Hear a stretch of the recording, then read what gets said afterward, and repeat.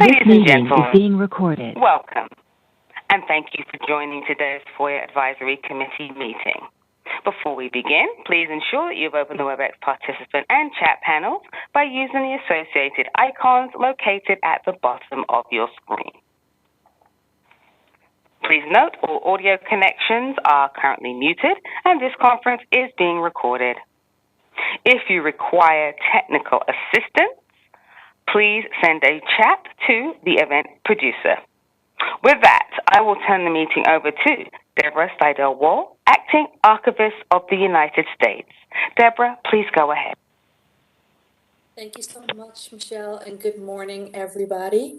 Welcome to the third meeting of the fifth term of the Freedom of Information Act Advisory Committee. This month marks 15 years since Congress passed the Open Government Act of 2007, which created the Office of Government Information Services, OGIS, as the FOIA Ombudsman and located it here at the National Archives. Congress made a number of other important changes with the 2007 amendments, including introducing dispute resolution into FOIA administration. Today, 15 years after Congress envisioned a more collaborative FOIA process, dispute resolution is baked into the FOIA administrative process. Agency FOIA public liaisons are available to assist requesters at agencies throughout the federal government, including here at the National Archives, where we have FOIA public liaisons assigned to all of our FOIA programs. OGIS and FOIA public liaisons across the government are very much partners in resolving and preventing disputes.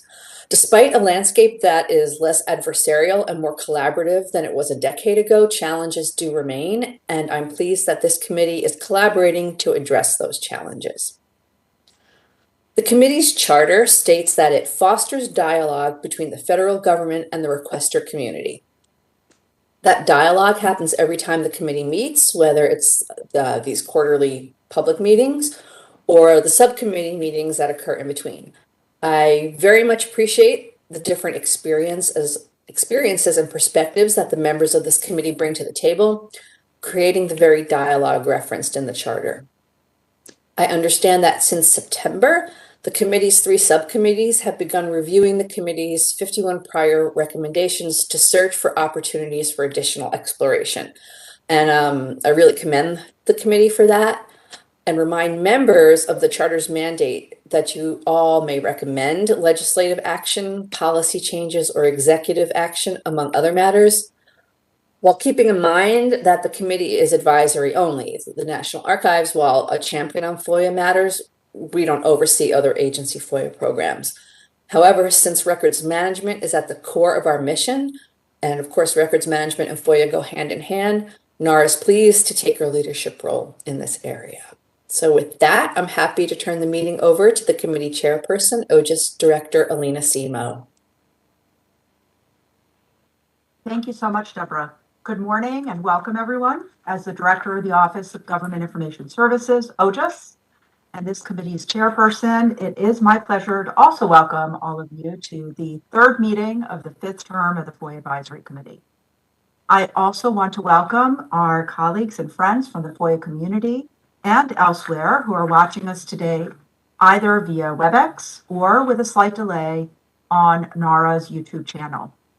Members' names and biographies are posted on our website. I am advised that committee member Benjamin Tingo is unable to join us today, but we have a full house, and I'm very happy to welcome all of our committee members. And also we'll welcome very shortly our panel members for today. I have a few housekeeping matters to go over, and then we're going to get right into the meeting. First, Kirsten, I'm just going to check in with you. Do we have a quorum based on your visual roll call? We do indeed have a quorum. Okay, terrific.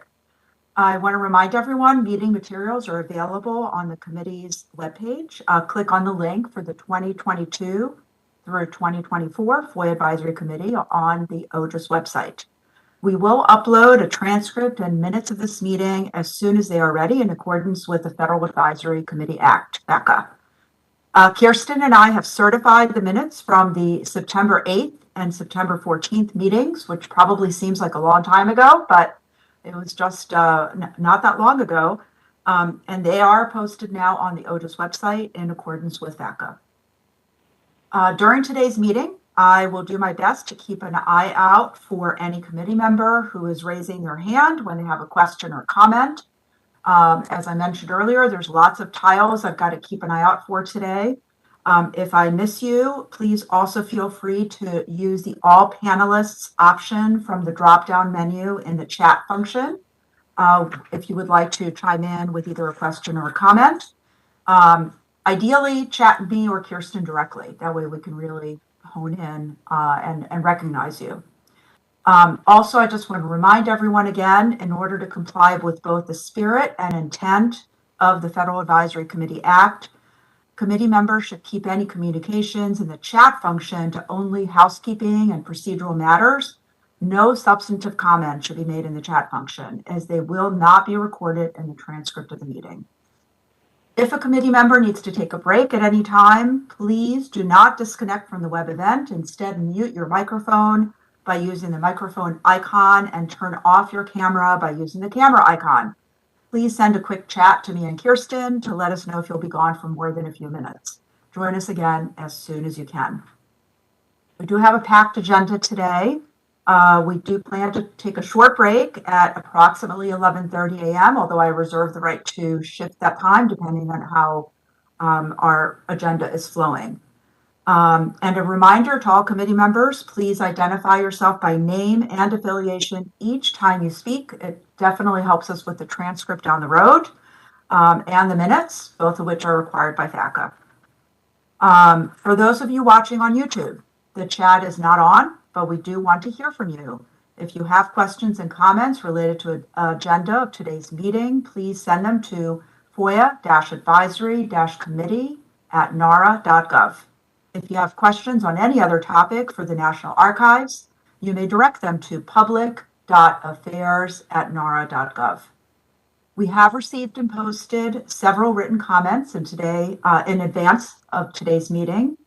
We do review all public comments and post them as soon as we are able, and if they comply with our public comments posting policy. We have also alerted committee members and have invited them to view public comments on our website. If anyone wishes to submit any additional written public comments regarding the committee's work, you may do so by, again, emailing us at FOIA-advisory-committee@nara.gov, and we will consider posting them to the OJIS website. In addition to the written public comments we have already posted, we will be inviting oral public comments at the end of today's meeting. As we noted in our November 7th, 2022 Federal Register notice announcing this meeting, public comments will be limited to 3 minutes per individual. Okay, any questions on housekeeping? All right, I'm just looking. I don't see anyone nodding or waving at me. Now on to our agenda. As we've already advertised, we are very lucky today to be joined by an expert panel who is going to be talking to us about complex FOIA requests and litigation. And I predict it's going to be a very lively discussion, and I expect that all of our committee members are going to be engaged in asking lots of questions. After a short break, we will hear updates from our committee's 3 subcommittees: implementation, modernization, and resources. And we will close the meeting with a short public comment period. So again, I'm going to pause. Any questions or comments? Okay. Michelle, next slide, please. And I forgot to tell you that earlier, so I apologize. Okay. So I am thrilled to have 3 experts who are well-versed in complex FOIA requests and in litigation: Ann Wiseman, Katie Townsend, and Ryan Mulvey, each of whom I will just briefly introduce. And again, I'm just thrilled to have all 3 of you joining us today. Ann Wiseman is a public interest lawyer who most recently served as the Chief FOIA Counsel for Citizens for Responsibility and Ethics in Washington, CREW. She continues to serve as outside counsel in some of the group's litigation. She previously served as the executive director and chief counsel of CREW and is executive director of the nonprofit Campaign for Accountability. Before joining the nonprofit world, she served as deputy chief of the Enforcement Bureau for the Federal Communications Commission, as well as an assistant branch director at the Department of Justice, where she oversaw the department's government information litigation and was also my prior supervisor, as well as Jason Barrett's. Anne is also a member of the very first term of the FOIA Advisory Committee, or inaugural committee term, 2014 to 2016, and served on two subcommittees, the Fees Subcommittee and the Oversight and Accountability Subcommittee. Next, I want to introduce Katie Townsend. She is the Deputy Executive Director and Legal Director of the Reporters Committee for Freedom of the Press. She oversees the Reporters Committee's legal services portfolio, including its litigation, vetting and pre-publication review, and amicus practices, and supervises the legal work of the Reporters Committee's team of staff attorneys and legal fellows. She regularly represents news organizations and journalists, including documentary filmmakers, in public records, court access, and legal defense matters. And prior to joining Reporters Committee in 2014, she was a litigation associate in the Los Angeles office of Gibson, Dunn & Crutcher, where she specialized in media and entertainment litigation. And last but not least, I would like to introduce Ryan Mulvey, who is Policy Counsel at Americans for Prosperity Foundation. He's been in that position since December of 2019. He previously worked as counsel at Cause of Action Institute and continues to volunteer in that position. Ryan's practice touches on various aspects of government oversight, civic engagement, and administrative and constitutional law. Ryan regularly lectures on federal government transparency matters, litigates cases under the FOIA and Administrative Procedure Act, and provides amicus support at the district court, appellate court, and Supreme Court levels on various matters. Ryan is also president of the American Society of Access Professionals and a contributor to FOIA Advisor. So with that, lots of great introductions. You can tell we have a great panel, and I'm very happy to welcome all of you again. And the way we've worked it out is that I'm going to ask each one of you to just provide a brief introduction and some introductory remarks. And we would like to leave the bulk of our session available to our committee members to ask lots of questions. But I want to just kick it off by asking all three of you. All three of you have filed complex FOIA requests with a variety of federal agencies and have litigated complex FOIA cases. So I would like each one of you to please describe what obstacles you may have faced at the administrative stage, and talk a little bit about your successes and failures in litigation. So with that, I'm actually going to kick it off by asking Anne to go first. I'm going in reverse alphabetical order today. Thank you, Alina, and good morning. It's an honor to be asked to address such an esteemed group, many of you who I know as colleagues and former colleagues as well. As Alina mentioned, I've been dealing with FOIA for a good number of years. I've seen it from several perspectives. And I've seen over the years, obviously, a lot of administration changes and varying commitments to transparency in government. But there is one constant that I believe has run throughout, and that is a critical underfunding of FOIA at agencies. And this has resulted in a critical lack of resources to deal with an ever-growing number of FOIA requests that result in FOIA litigation. Now, I recognize that this problem writ large is probably beyond the scope of this committee, but it has had impacts that I do believe this committee should understand, appreciate, and consider addressing. From my perspective, these impacts result to a large extent from, I think, efforts by agencies, because they don't have sufficient resources, to reduce the number of FOIA requests that they have to process or deal with. You know, one of the issues that I've seen, I know this is probably very familiar to all of you, is the still interested letter. Despite the fact that the Department of Justice has issued guidance on this, stressing that it should be very sparingly used, it continues, at least in my experience, to be a practice that agencies resort to all too often. And it's particularly a problem for the kind of groups that I represent, nonprofits, when it's an old request and we're given very little time to tell the agency whether or not we're still interested. And quite often, the request originated from someone who's no longer at the organization. So it takes us some time to track it down and evaluate whether or not we're still interested. So that is one problem.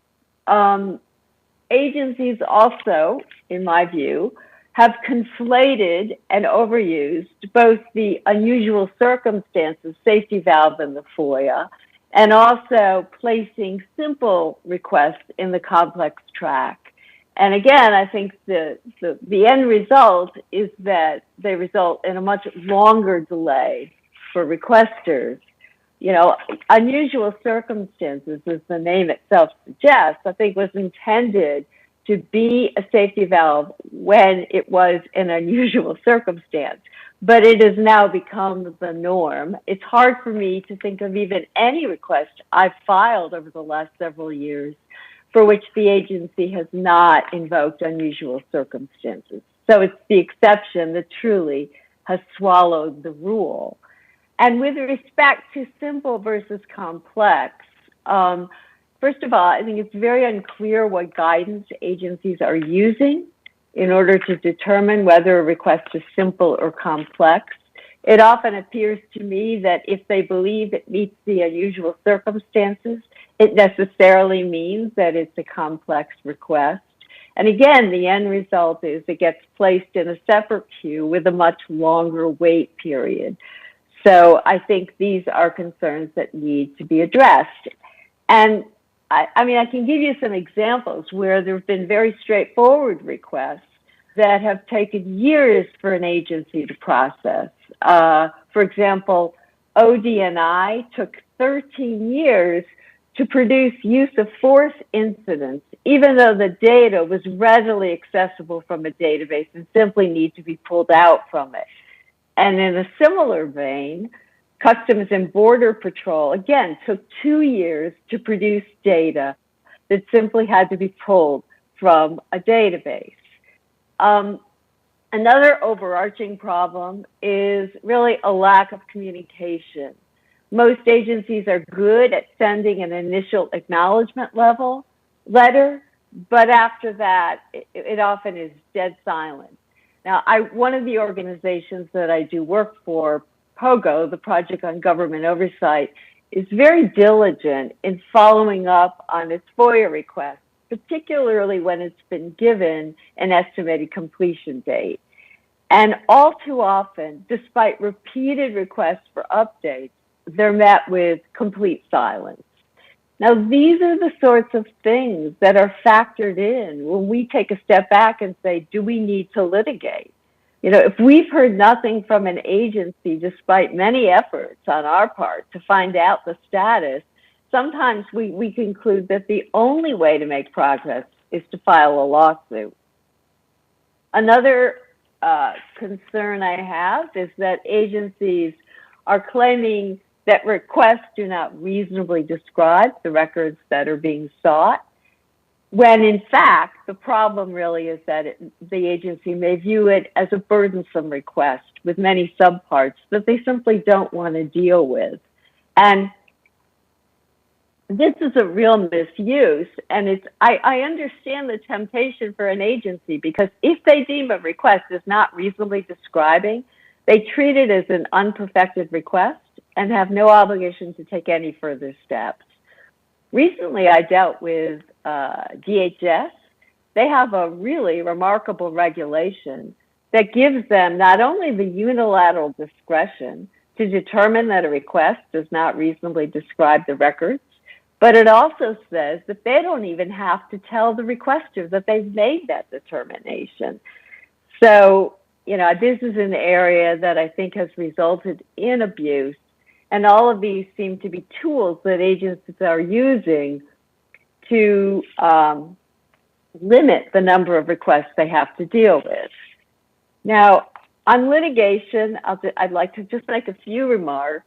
I've been involved in litigation for many years, and it really has changed in this key respect.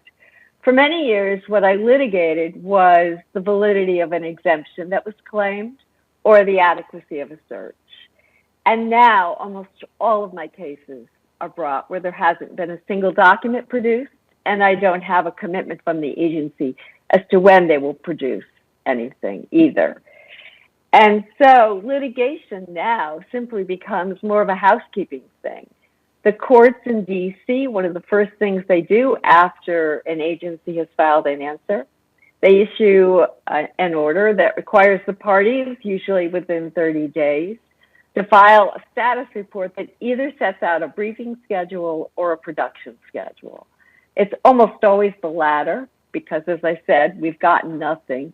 And basically what happens then is the court then babysits, you know, as the agency processes the documents, and it kind of, it referees any disputes we have on processing, and it's often years before we even get to the issue of exemptions. And that delay really is tantamount to denial.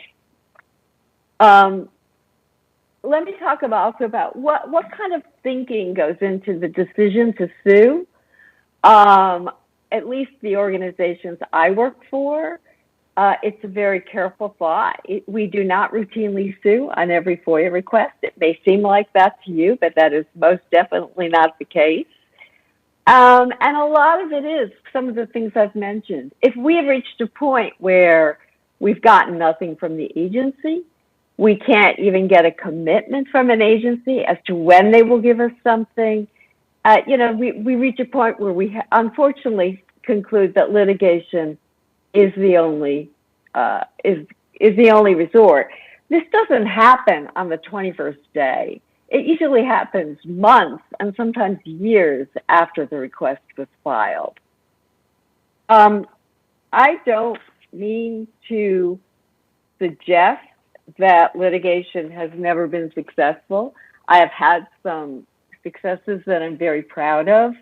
And I do think there are instances where, as a result of a FOIA request, I have been able to provide the public with access to information that I think is very important in evaluating an administration's policies or actions.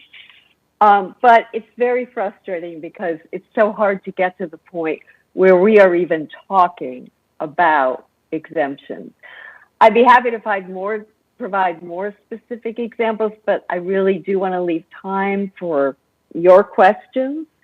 But I just want to leave you with this, and I'm sorry it isn't more optimistic, but my assessment based on the snags and problems I encounter at the administrative stage, and the fact that litigation is so rarely used now as a tool to actually litigate, you know, the legal merits, I think FOIA is broken. I do believe there are legislative fixes that can help it. I think Ryan may be talking about those. If not, you know, I'm certainly willing to. Unfortunately, as everyone knows, it's very hard to get legislation out of Congress right now.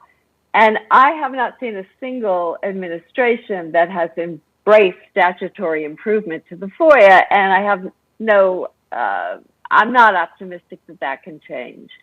This is not to say I have no hope, but I think what we need is a fundamental reset. And I think when this committee looks at the issues of FOIA, you know, it should be thinking beyond just kind of nibbling at the edges and thinking about, are there ways to fundamentally change the attitude and the approach? With that, I will stop, and I look forward to all of your questions. Thank you. All right, great. Thank you, Anne. Katie, over to you. Great, thank you. Questions? Thank you, and I'm so pleased to be here. Thanks for having me. As Alina indicated in her opening introduction, I work the Reporters Committee for Freedom of the Press, and so we approach FOIA and public records work from the vantage point of journalists and news organizations. The Reporters Committee is itself a requester. It makes FOIA requests that are on issues and subject matter areas that are relevant to its mission, but it also, our lawyers, Reporters Committee lawyers, also represent individual journalists as well as news organizations and the Reporters Committee in litigation, in FOIA litigation. So I think I'd be remiss, and I think some of the things that I'll say will certainly piggyback on Anne's remarks, which I think is probably unsurprising to many. But one of the biggest issues I think we see, and we one of the biggest problems we hear about from journalists and news organizations, I know this is going to be obvious, but I think I'd be remiss if I didn't mention it, is delay.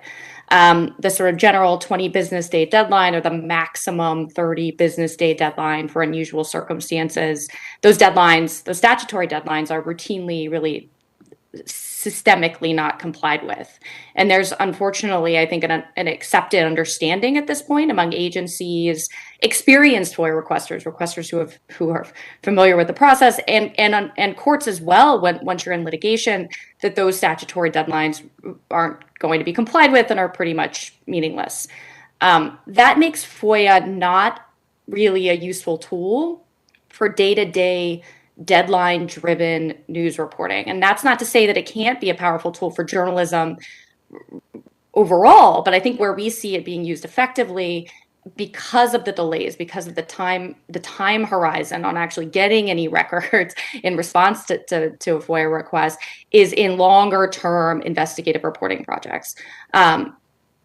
It also places journalists, and this goes to something that Anne already mentioned, it also places journalists who need access to records more urgently to inform the public, who need their requests processed in the near term and can't sit and wait for months or years in a queue, in a position of needing to have an attorney and needing to file a lawsuit just to get those requests processed.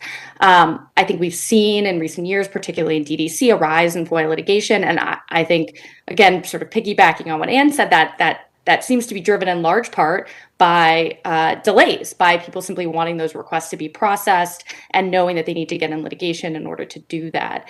That places a particular burden, I would say, on freelance and independent journalists in particular. And to give you one example, I think a really concrete example of this, Reporters Committee attorneys have, including myself and my colleague Adam Marshall, who's on the FOIA Advisory Committee, as well as our colleague Gunita Singh, have been representing for a number of years now an incredible journalist, Asma Khan, in FOIA litigation in the Southern District of New York. And when she came to the Reporters Committee, she was already an award-winning freelance journalist. She had unanswered FOIA requests at the Department of Defense seeking information about hundreds of civilian casualty incidents from the US-led air war in the Middle East. Now, through that years-long, still ongoing litigation, Asmat obtained the thousands of Pentagon records that form the backbone of the civilian casualty files. That's a series of front-page New York Times articles that were published last December that I'm sure many of you have read, stories that are really in heart-wrenching detail bear the human toll of the U.S. coalition-led airstrikes in Iraq, Syria, and Afghanistan. This is, I think, such a powerful prime example of public interest reporting. The month after that series began to run, the defense secretary issued a directive aimed at preventing civilian deaths, revamping the way the Defense Department conducts airstrike investigations. It had such an impact internally within the government that the day after Asmat and her New York Times colleagues were awarded the Pulitzer Prize in International Reporting for the civilian casualty files, John Kirby, the Pentagon spokesman, congratulated her and the New York Times for that difficult reporting. But if you go back in time and you look at the way the Department of Defense conducted itself while Asmat was attempting to do that reporting, it's clear she was stonewalled. Now, she was stonewalled, of course, in connection with some of her on-the-ground reporting in the Middle East. But even looking at just the FOIA process, she had to sue for records to get the request processed. She was denied expedited processing, notwithstanding, I think, the obvious exceptional need and urgency of her requests. And even when she was in litigation, she encountered the kind of extensive withholdings that I think people who are familiar with FOIA practice expect to see now. So, for example, she filed FOIA requests about the August 2021 Kabul strike that had killed 10 civilians, including 7 children.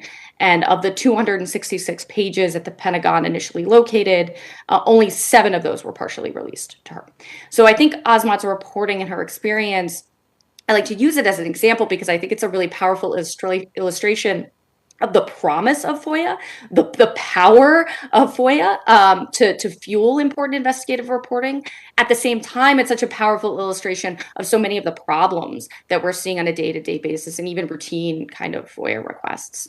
I don't want to speak for too long, but the other issue I really wanted to highlight, because I think it's one that the Reporters Committee has been very focused on in recent years, is developing the law around the foreseeable harm standard. So for foreseeable harm provision, as I'm sure many of the people listening to this meeting and attending this meeting all know, was added to FOIA as part of the FOIA Improvement Act of 2016. And it prohibits agencies from withholding under a discretionary exemption records or information, portions of records for which there is no for which it is not reasonably foreseeable that if the record were released, that there would be harm to the interest to be protected by the exemption.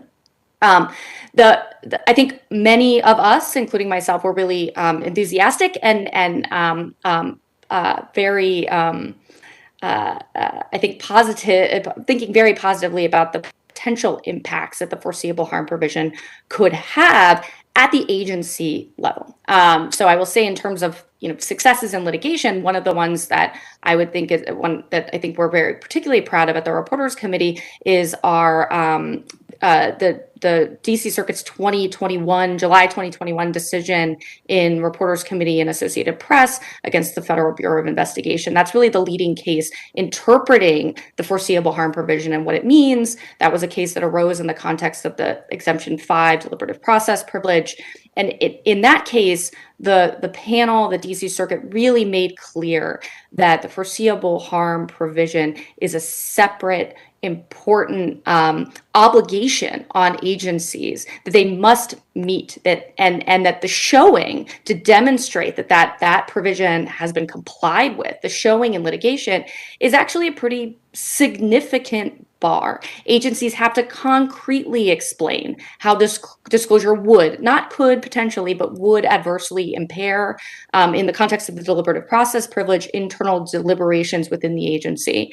The agencies can't just give the court a perfunctory statement that the disclosure of all the information they withheld would, again, in the context of deliberative process privilege, for example, jeopardize the free exchange of information between leaders. That's not sufficient. What you need is a concrete, focused demonstration of why disclosure of the particular type of information or material at issue in the specific context of the agency action at issue will actually impede agency deliberations, a very context-specific inquiry. So we were incredibly pleased with this decision. We think it's a very powerful statement of what the foreseeable harm provision is meant to do. I think the problem that we've seen, and one of the things I think I would certainly appreciate some of this committee's focus on, is that it's been viewed, I think, on the side of the government and on agencies as a requirement that must be satisfied in litigation. In other words, it's not changing behavior within the agencies. What it's doing is just adding something additional to what the government thinks it needs to do to justify the very same withholdings it would have made before in litigation. And that is not, and if you look back at Congress, at the legislative history underlying the 2016 amendments to FOIA, and particularly the foreseeable harm provision, that's not what Congress intended. What Congress was responding to was overuse of discretionary exemptions, especially the deliberative process privilege exemption under Exemption 5. The overuse of that exemption to withhold information that should be disclosed to the public. And the purpose of codifying and putting into the act the foreseeable harm provision was to stop that behavior at the agency level.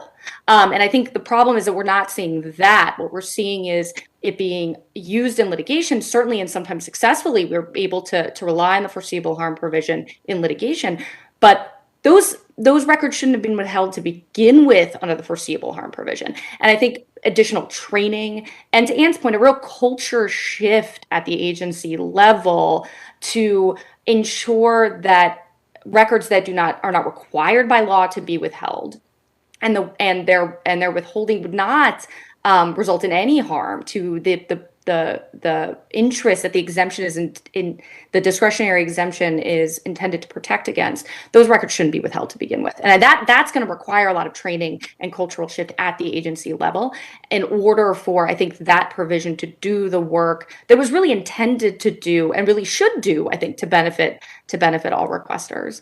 There's a lot of other sort of challenges and things on my wish list that I could talk about when it comes to FOIA, but I certainly want to leave plenty of time for Ryan and for questions. So thank you. Great. Thank you so much, Katie. I really appreciate it. Ryan, over to you. We've discussed a lot. I agree with everything that Anne and Katie has said. I'd like to start first, though, by building on one of the points that Anne made about litigation and the fact that many FOIA cases have now become a matter of you file your lawsuit and then you sit and wait, and it's housekeeping, right? Because you haven't even gotten any records. I think the situation is even worse than Anne led on with her initial description, because courts, in my experience at least, very rarely order production schedules. So after your initial joint status report, where you either propose a briefing schedule, which the court will inevitably accept, or you propose or have dueling proposals for how production should proceed, the court rarely orders production. And I have seen agencies increasingly fail to meet these hortatory deadlines, let's call them, right? The agency will say, well, we plan to produce the first interim production in 30 days. And then that 30 days comes and goes, and nothing happens. And this is where I think the role of DOJ, and let's perhaps call it a culture shift in DOJ. Even in my time practicing FOIA, I've seen a shift. We used to like litigation, if only for the fact that DOJ was a quality check on agency counsel. And very often DOJ would hold agencies' feet to the fire to make sure that they were complying with FOIA, complying with production schedules, and so forth. I think that's changing. I don't know if it's a difference in philosophy now in DOJ leadership about what it means to represent the government generally or under FOIA. But I have increasingly seen DOJ not want to negotiate with requesters, not be a check on the agency, and increasingly offer, let's call it in a charitable way, creative arguments to the court about why a case shouldn't proceed. So whether that's trying to dismiss for lack of subject matter jurisdiction, which in the vast majority of FOIA cases is a ridiculous argument, and I think the courts have finally put an end to that practice, whether it's moving to dismiss under 12b-6 because a valid request hasn't been filed, and there we can get to the question of reasonable description, as Anne was also discussing. There was a recent case in the DDC, I think it's National Association of Minority Veterans versus VA, where the DOJ argued on behalf of the VA that negotiations during litigation about the scope of the request actually created a new FOIA request, and therefore there's no relief to be provided. There needs to be a new lawsuit. I mean, frankly, that's a ridiculous argument, and it's I don't want to say it's offered in bad faith, but it's disappointing to me to see that that's what's happening in FOIA litigation. Going hand in hand with that, I have noticed some commentary from the bench, mostly dicta, actually all dicta, which seems to suggest that the problem, the brokenness of FOIA is the requester community's fault. And Judge McFadden in the DDC, for example, in American Center for Law and Justice versus Department of Homeland Security last year, he threw the request out 12b-6 because it lacked a reasonable description of records. of the records requested, and he said that the nonprofit world is filing lots and lots of requests, and they're all overbroad, they're all unreasonable, and they're doing this because they have everything to gain and nothing to lose because they just want attorneys' fees, they just want to mess with the agencies. Now, let's set aside the question of whether the DDC bubble and the rest of the FOIA world across the whole country, whether there's some issue there, some difference in perspective that needs to be taken into account. I think the academic literature, and Bernard Bell in Yale Journal and Regulations Notice and Comment blog had a nice response to Judge McFadden, where he said, well, first of all, there's no evidence to back up any of these claims, but to the extent that the nonprofit requesters are filing broader requests, voluminous requests, it's not because they have something to gain, because they're going to have to go through all those records and they're not going to get compensated by the agencies. It's not difficult, it's not easy, rather, to get fees, because you not only have to show you're eligible, but that you're also entitled and that you're a prevailing party.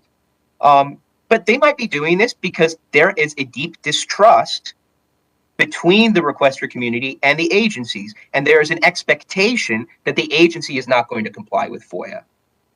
And I think there, just to comment further on Ann's point about reasonable description, this is something I am increasingly seeing at the administrative stage and in litigation, that two points on it. Agencies are first confusing, perhaps intentionally, a request that seeks a voluminous number of records, which is not unreasonably described, and the OIP guidance is clear on this, and requests that really don't provide enough information to a professional at the agency with subject matter expertise to locate records with a minimal amount of effort, a reasonable amount of effort, right? Agencies, it seems to me, don't want to admit that they have some responsibility to do some legwork at times. Once they get a request, they liberally construe it. They may need to do some research on their end to help find the records. The fact that they have to do that doesn't make the request unreasonably described. The second point there, I think there have been instances where agencies are increasingly demanding information from requesters as part of their description, particularly for electronic records, in order to make the request valid. There was another case in 2018 in the DDC. Justice Jackson, then a district court judge, issued the opinion. It was Muckrock versus CIA, where the CIA had a practice of requiring any request for email records to provide the to, from, date, and subject line, which, given the asymmetrical distribution of knowledge between an agency and a requester, it's going to be very rare that a requester could ever provide that sort of information. And that sort of approach to FOIA, I think, it's certainly not. Well, the judge said it wasn't according to the letter of the law. I would agree there, but it's also against the spirit of FOIA and how the statute is supposed to work. Another issue that I have a lot of personal experience with, having litigated it up to the DC Circuit, is this rather new issue of what a record is under FOIA. So I think we've had a lot of case law over the past couple of decades about an agency record and the question of control. But there's now an antecedent question of what a record is. And to really understand how this is happening and how agencies are sort of gaming the system, as it were, I think, you have to step back to some guidance that DOJ had put out in 2005 with respect to a practice called scoping. So previously, when agencies received a request and they were processing records, if content within the record fell outside what the agency understood to be the subject matter scope of the request, it could be withheld. Now, they didn't call it withheld. It was scoped out, right? So there was no exemption applied, but the information was not released. It wasn't processed. And that was not uncommon. In 2016, the DC Circuit and American Immigration Lawyers Association versus Executive Officer Immigration Review said you can't do that.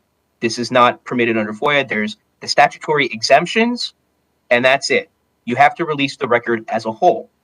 What I have noticed, and I think other requesters have as well, is that agencies, instead of withholding information as non-responsive, claimed that those same blocks of information were separate records entirely. So what was previously non-responsive was now a non-responsive record. This manifests itself in various ways. So you could have an email chain where half the chain is redacted as non-responsive records, right? The individual message. So there's a debate about whether the whole chain is a record or not. If you have a multi-subject document with separate headings, is each section with a different heading a separate record? Unfortunately, in 2017, OIP issued guidance on defining a record in the wake of AILA, and it's facilitated agencies continuing to do this sort of thing. So OIP advised agencies that they should look at the Privacy Act's definition of a record, or a part of its definition of a record, which talks about any collection of information, right? But that it also should look at the nature of the document during processing and the subject matter of a request. There's a lot of problem with all of that. In my case, a Cause of Action Institute versus Department of Justice, 2021, before the DC Circuit, we were dealing with questions for the record, and OIP had redacted some of the individual questions and answers in the complete PDF document as separate records. The court said, you can't do that. Our policy and practice claim was dismissed for being unripe. So we didn't get a ruling on OIP's guidance as such. But I think that the general rule that came out of that decision was that what really matters is how an agency handles a record before receipt of a request. And yet we still see really weird outcomes with agencies manipulating records while processing in order to withhold certain portions. It may be that they want, it's an administrative burden question, and they want to try to avoid having to process content, but it could also just be a convenient coincidence that the same information that might be burdensome to process is information that the agency wouldn't want getting out, because it doesn't view it as directly responsive to the sort of thing that the requester was looking for. I want to leave time for a conversation, but the last thing I do want to say, which Anne hinted at me raising, was legislative reform. And I think it's a place where the committee, I know it kind of tipped its toe into the waters of proposing to Congress in the past two committees, I think, proposing how FOIA can be fixed, how the statute can be fixed. I think it's really important that get done, that Congress not just tinker, but really do a major overhaul of the statute, because FOIA is broken. It might be too much to ask the court, to ask Congress to completely redo FOIA, to throw it out and start from scratch. I would love to see that happen and to be part of that process, as I'm sure many of you would. But I think at the very least, some of the areas where there could be improvement, and we can delve into this deeper if people have questions, is changing how litigation works, right? So either liberalizing the availability of discovery or requiring agencies to lodge an administrative record, because FOIA kind of lives in a middle space, practically, litigation-wise, between the APA and regular civil litigation. Reforming the employee sanction provision, which has never actually been used. Expanding proactive disclosure. Requiring OMB to regularly update through notice and comment rulemaking the fee guidelines and government-wide fee schedule. Considering making legislative branch and judicial branch agencies subject to FOIA. There's been a lot of talk about that with the Capitol Police Department. And a personal favorite of mine, which if any of you joined AFPF's FOIA discussion during Sunshine Week, it's creating a specialty court, an Article 3 specialty court that just deals with FOIA. But with that, I'll leave it open to questions now, Lena. Ready for that. Yeah, that's Ryan. Thank you so much. Gave us a lot to think about, as did Katie and Ann. So I want to thank all three of you for that. And I know all of you are jumping out of your seats to ask questions. So does anyone want to go first? This is Michael. May I ask a question? Sure, please go ahead. This is Michael with the EEOC, which is a small agency, as everyone probably knows. I'm really fascinated about the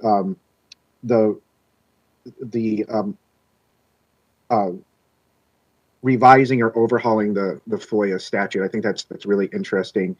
And I guess it's kind of two questions. First, Ms. Weissman, you had mentioned that you had some thoughts about how to reform. I know that Mr. Mulvey kind of listed some that he thought. Is there? My first question to Ms. Weissman is there maybe 2 or 3 off the top of your head that you would think would be something a reformed FOIA would have? And then my second question to all 3, and also other folks on the committee, and this is something that's just very interesting to me, and it might strike controversial to the requester community. But does the 20-day or 30-day time frame reflect the current times in terms of processing? And if it doesn't, what number do you think does, if there is a number? Because I know some of you said, it takes years, and I mean, that almost sounds like there isn't a number. I'm really, really curious about that question. Thank you. This is Carmen from the DOD, and I'd like to be next. Sorry. Okay, Carmen, got it. let me jump in first, and I know that Katie and Ryan will also probably be eagerly jump in. I mean, if I had a wish list on FOIA reform, I mean, I share Ryan's view that I'd love to see the entire statute we should start over, but recognizing that's not likely to happen. I do think there has to be reform to expand and clarify the role of courts. We've gotten some troubling decisions, including one out of the DC Circuit about how limiting the court believes its role is in only providing relief to a specific requester as opposed to, larger relief.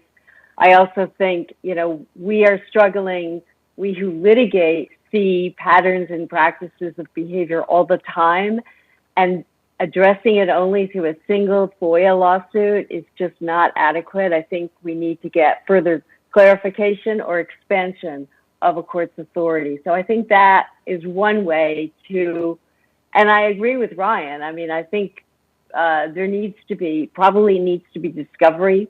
There needs to be an administrative record at least, so that FOIA litigation more approximates other civil litigation. As far as the statute, I mean, one of my biggest frustrations is that I typically bring lawsuits bring requests, that I believe are in the public interest. I mean, I work for public interest groups. These are not documents I want in my personal capacity. I think they touch on fundamental government policies and actions. And there is a very limited ability within the FOIA to raise and have a court consider the public's interest in the document. The foreseeable harm standard, I think in part, as Katie was explaining, and this is all in the legislative history, it was a reaction to the overuse by the government of exemptions, especially Exemption 5. But I don't think it goes far enough. And so I would like to see a codification of some balancing test or way to ensure that courts will consider the public interest in the information as well as the governmental interests that are protected by the exemption. Because right now, I think the public is given really short shrift. And as far as changing the 20 days, I didn't see much difference, frankly, when it was changed from 10 to 20. I don't think there is a number that's going to work. I think the problem is it's just fundamentally underfunded. I think there needs to be a line item funding for agencies. I think Congress and agencies need to treat the FOIA what it is, which is a statutory command, not wouldn't it be nice if you would share information with the public? I'll jump in to strongly second some of the things Anne said. I'm a little bit biased. My colleague Adam Marshall and I in 2018 proposed in a law review article in celebration of the 50th anniversary of FOIA, public interest balancing as a necessary, we believed, amendment to FOIA for the reasons that Anne has highlighted, particularly pre-foreseeable harm. There was simply nothing a court could do if records fell within the scope of a discretionary exemption even if the court strongly believed it was in the public interest to release that information, there was simply nothing they could do. For the foreseeable harm provision has changed that somewhat, but it doesn't incorporate the public interest in the way a balancing test for the public interest that I think is particularly important. And so I would love to see that be part of any future legislative reform. I want to underline something that is I find particularly frustrating about FOIA, and often when I'm talking about FOIA to people who aren't familiar with it, I will say to them, take a look at this statute, read the statutory language. And if you read the statutory language, you would think that it results in the most possibly the most transparent system possible, because the statute itself is, from my perspective, excellent and very requester friendly. That the statutory deadlines are not unreasonable. I don't think the 20-day statutory deadline with the additional 10 business days in unusual circumstances, or a maximum of 10 business days is I don't think that those are unreasonable, but they're not overly lengthy. We're talking about de novo review when you're in litigation, which is unusual. So there's no discretion. The court is purportedly giving no discretion to agency withholdings at the litigation. There's at the litigation stage, there's so many aspects of the statute that are very, very pro-transparency. I think where things start to fall apart is on the compliance with the law. And you can rewrite the law a million times, and if there's no compliance, then and by compliance I mean, look, yes, at the agency level, and I agree fully with Anne that there needs to be more resources. FOIA is an unfunded mandate, and that if we truly are serious about changing and fixing FOIA, I think Congress should think about funding it as opposed to just making changes to the statutory requirements. But also, courts have a very significant role, I think, to play in this as well, because agencies will not put the resources into funding FOIA compliance if courts are not requiring compliance once they're in litigation. And I think the way that that FOIA litigation typically runs, where you will, and Ryan already spoke to this, is sort of you're in the process, and then there's a maybe 500 page processing per month kind of schedule that's put in place. None of that's really consistent with the statutory framework. And I think if we had judges who were more willing to hold agencies' feet to the fire in terms of compliance, and impose, quite frankly, much shorter processing schedules or faster processing schedules, and things that forced agencies to put resources in, I think that would help as well. So I think, from my perspective, I'm less concerned about tearing apart FOIA as a legislative matter than I am about trying to get compliance with FOIA as it currently exists. Just two quick things to add on the deadline being changed. I think Anne was hinting at this, but in my mind, the deadline isn't there for the agencies anymore. The deadline is there for the courts and plaintiffs, and it just serves a gatekeeping function. And I think even Judge Srinivasan, it might be, in some DC Circuit decisions, has basically said as much. I think it was a policy and practice case from a few years ago. So I don't think changing it is going to do much of anything, frankly. The only other possible reform, because I think it had been deferred, but it was considered previously by the committee as a recommendation. I think it would be a workable and an acceptable reform by bipartisan basis at Congress to strengthen OGIS and to really give it more of an ombuds function that is not just about voluntary mediation, that then is also voluntary compliance with the outcome of the mediation, but and you see this in some states under state laws where the Attorney General's office will have a special, division that does FOIA appeals, and then will even enforce against an agency if it doesn't comply with the outcome of that appeal process. If OGIS kind of had a role like that, where it was mandatory compliance with the outcome of whatever process OGIS is doing, that would be I think that would be something welcomed, certainly by the requester community. Okay, I see Dave Collier smiling. Something he championed in the last term. Okay, so I've got three folks queued up. Carmen is first, then Ginger, and then Alex, in that order.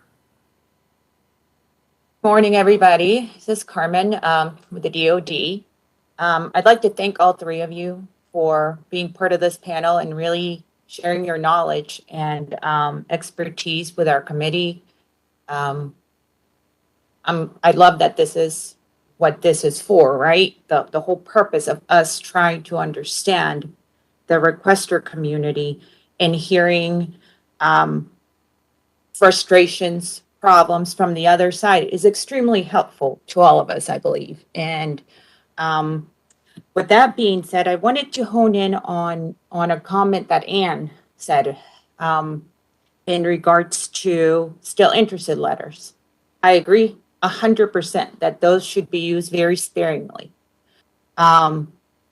Yet they are used, right? And you said that there was not enough time to respond. So I wanted to know what would be the appropriate amount, because it's 30 working days, not including weekends or holidays. So that equates to what, about 40, 45 days for the requester to respond if they are interested. I do believe also different methods of reaching out to the requester should be made, and that should be via mail and email, considering that they provided an address for any sort of communication. And also, I wanted to ask, so that was my first question. What do you think would be an appropriate amount of time, days exactly, as well as you said that sometimes emails are sent to requesters, or requesters actually, and you said they're no longer there, so they can't respond, right? Or the email doesn't go through because the email address has been deleted. So shouldn't requests from organizations come from a distribution list that includes a lot of people? So therefore, if there are questions as we're going through the case and processing it, if the agency has questions to ask about the request, shouldn't those emails, those requests, if it is an organization, obviously for a single requester, that couldn't be an option. So wouldn't that be a better way also for organizations to be kept aware? And if a still interested letter is sent, it doesn't get sent just to that specific requester within the organization, rather to a distribution list.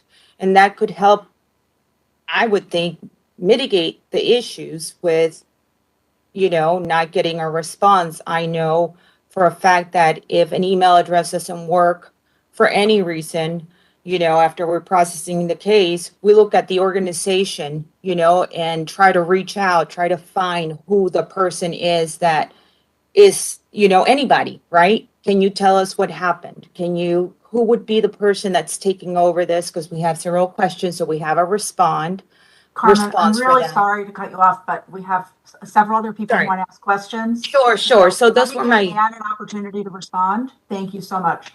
no problem. Well, you may have misunderstood. I wasn't saying the email address no longer worked. I was saying the problem is that because the person who wrote the request is no longer there, it simply takes time to track it down and evaluate it. We don't have a lot of knowledge, especially when it could be 3 or 4 years old. I think your idea of maybe having a more universal email address is a good one. I mean, I had an instance recently where we gave the name and work email address of the contact person. That person left, but their work email address was still monitored. On the day after they left, the agency sent a unreasonably described letter to that person at her personal email address. We never got it. they actually moved to dismiss it, which was a good example of Ryan's, improper use of 12v6 or whatever. But I agree. I mean, I think, I don't know what the perfect time is, but this highlights something that I would like to see happen more generally, just even beyond the still interested, which is more of a dialogue. When I am able, when an agency person calls me and says, I got your request, I'm really confused, or do you realize by framing your request like this is what you're going to get? And I can say, wait a minute, that's not what I want. I mean, it is so mutually beneficial. And I think, I understand you're under pressure to process a lot, but taking a little time to engage in a dialogue, whether it's, are you still interested? We'd like to talk to you about this, or, it's going to take a long time, but can we explain to you why it's a problem for us? That would go a long way. So I really want to encourage agencies to have more of a dialogue with requesters. Thank you, Anne. Thanks very much. And thanks for the question, Carmen. Ginger, you're up next, and we've got several other folks in the queue. Hi, thank you all for joining us. Several of you touched on this a little bit, but I wanted you to expound in a little bit further. To what extent do you think that resources, I forgot to introduce myself. Ginger McCall, Demand Progress, sorry. To what extent do you think that resources are, a contributing issue to many of the problems that you're seeing? And if you do think they're a contributing issue, what, from your standpoint, do you think would be helpful toward fixing that problem? Thanks.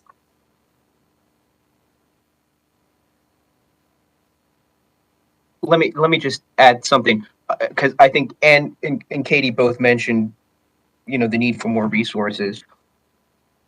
That entirely aside, I think a lot of the problems that might happen with FOIA come down to two causes. The first is just lack of communication between requesters and agencies. I have, as president of ASAP and having been around ASAP for a while, and I know some of you here have been involved with ASAP as well, a lot of times each side is kind of like afraid to talk to the other.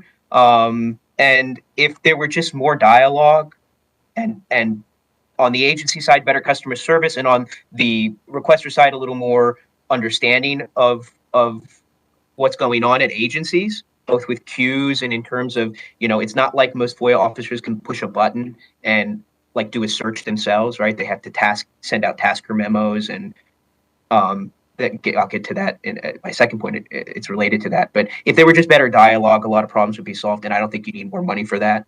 The other is there just needs to be a culture change on the government side with FOIA, right? So I have met all the FOIA professionals I have ever met are good people and believe in FOIA, right?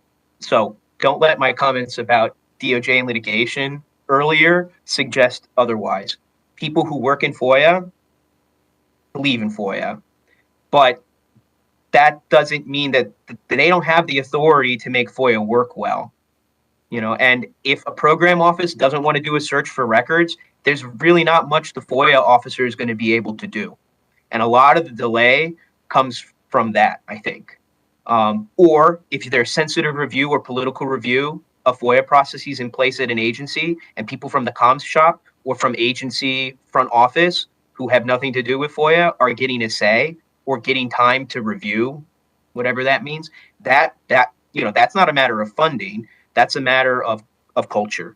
And I think improvement there could go a long way in making FOIA work better. I'll second the point about communication that Ryan's made. I think especially a lot of the journalists that we work with are more than willing to have a conversation with a FOIA officer about potentially narrowing a request, if that makes sense. But they can't have that conversation if there's no communication. So I do think that that's a really important piece that has nothing to do with resources. That said, if you're looking at agencies with really significant backlogs, really substantial backlogs, and they're understaffed, then that's a problem that no amount, I think, of communication is going to fix. And although we do need some fundamental changes, I think within the culture when it comes to responding to requests and what to withhold and all of that, I think that there are situations, particularly at agencies, like I said, with like the FBI, for example, with significant backlogs, where there need to be more resources, personnel put towards reducing those backlogs. I don't think there's any other way to do it to counteract the delay. And the delay, as we've already talked about, is what in and of itself spurs additional litigation that really shouldn't be necessary if it's really just litigation being brought to get requests processed. And let me just add, there are tools out there to help agencies. There are e-discovery tools, and new ones are being developed all the time. I know Jason Barron, who's on your committee, is more than familiar with this. Agencies need to think about this as it's an agency responsibility to solve the problem, not just, the FOIA office's obligation to solve the problem. And I think that access and use of greater electronic discovery tools really can present a very useful answer. I've had cases where agencies don't have access to the e-discovery tools that their litigating components do, or agencies that say they don't even have the ability on electronic records to do a deduplication. I mean, in this time and day where we are with electronic records and electronic record keeping and tools, I just think that's completely unacceptable. Okay, thanks, all of you. I really appreciate that. I think up next is Alex. Found the mute button. Alex Howard, Digital Democracy Project. It's good to see all of you virtually. It'd be great to see you in person someday again soon. Thank you all for your perspective and insight here. It was absolutely wonderful to get to hear this. FOIA nerding out with you is a real pleasure. And thank you also for your past comments. Ryan, the colloquium you put together for Sunshine Week this year was terrific. And I wanted to ask you a couple questions. The first one's actually informational. There was a consultation on the Freedom of Information Act at the White House Office of Science and Technology Policy held early this week. Bobby from OIP was part of it. Had any of you heard about that? So I would say that you all are leaders in open government and Freedom of Information Act in our community. I mean, you may not describe yourself that way, but I certainly see you that way. Are you aware that there's interest in receiving potential commitments from the U.S. government as part of the next National Action Plan for Open Government, for the Open Government Partnership? Have you heard anything about that in the last year? The action plan I heard about from you, Alex. Mm-hmm. Okay. But not from government sources. I wanted to make sure, since you all had such substantive, constructive, detailed, and concrete ideas to improve the FOIA, that you knew that there's a consultation that will be open through Friday that you can submit these comments to. And I will say, Ryan, that I sent the essays from your colloquium in. And that's true for anyone else who's listening. You can go to open.usa.gov. And you can submit comments. And OSTP has specifically asked the FOIA community and requesters to put this kind of information in. And I wanted to suggest that you do that along with other people, because it would be really useful to have those put into the record. And it's wonderful to hear all of the process suggestions you have. I wanted to ask about something specifically, though, that is different from technology or modernization or the statute, which is culture, which you just touched on. Why do you think there's a cultural issue around the Freedom of Information Act in the agencies? What's been missing in the last 5 years or decade that would change that? What would you recommend to us to recommend, and to the U.S. government, to the extent people are listening, that could change that? What's the missing component on that?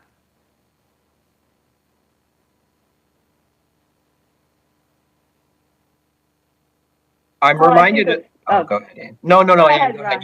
Ron. No, please, you first.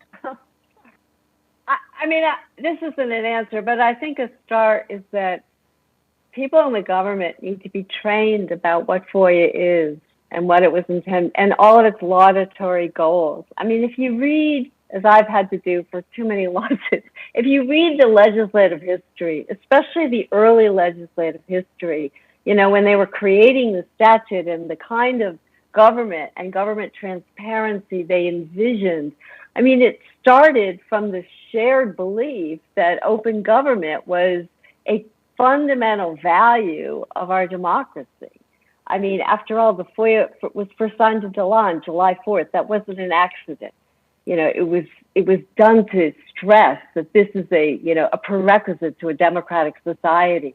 And I think for people at agencies to better appreciate the role that FOIA plays in our democracy, you know, we have to get a shared agreement and belief and understanding from, you know, buy-in from everybody that this is a really, really important statute. Thank you, Ann. I think just two quick thoughts.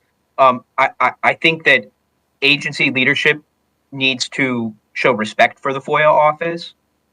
I remember news stories from 2017. I think it was the Department of State where people were being assigned to the FOIA office as a punishment. You know, that's not, or I think even earlier back to Department of Homeland Security and the issues with whistleblowers from the FOIA office who were consigned to windowless basement offices for having, you know, told Congress about political review and inappropriate interference with FOIA. Like that sort of stuff needs to stop. And in the same way, at the highest levels of government, perhaps down a little bit too to the middle highest, there's a complete lack of regard for the fact that the records of the government belong to the people.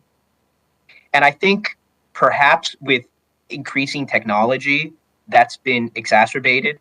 What I mean by that is we're not in the days of like walk down the hall and talk to somebody in the office. We send a text on your work issued phone, or you have an interagency text message system, or you use Telegram, or I don't know, anything like that. We have all these other ways of communicating informally instead of just talking, and we're creating records, but we don't want to accept that those records are records, right? And there's been a lot of abuse with that. And so I think, you know, that carries over then into a broader idea of, well, these are my records. Why should I have to share them? And if the higher ups in the agency don't believe that the records that they create, whether it's a tweet or a disappearing messaging app message, if they don't believe that, how are middle level people at the agency supposed to or across the government, right, supposed to feel?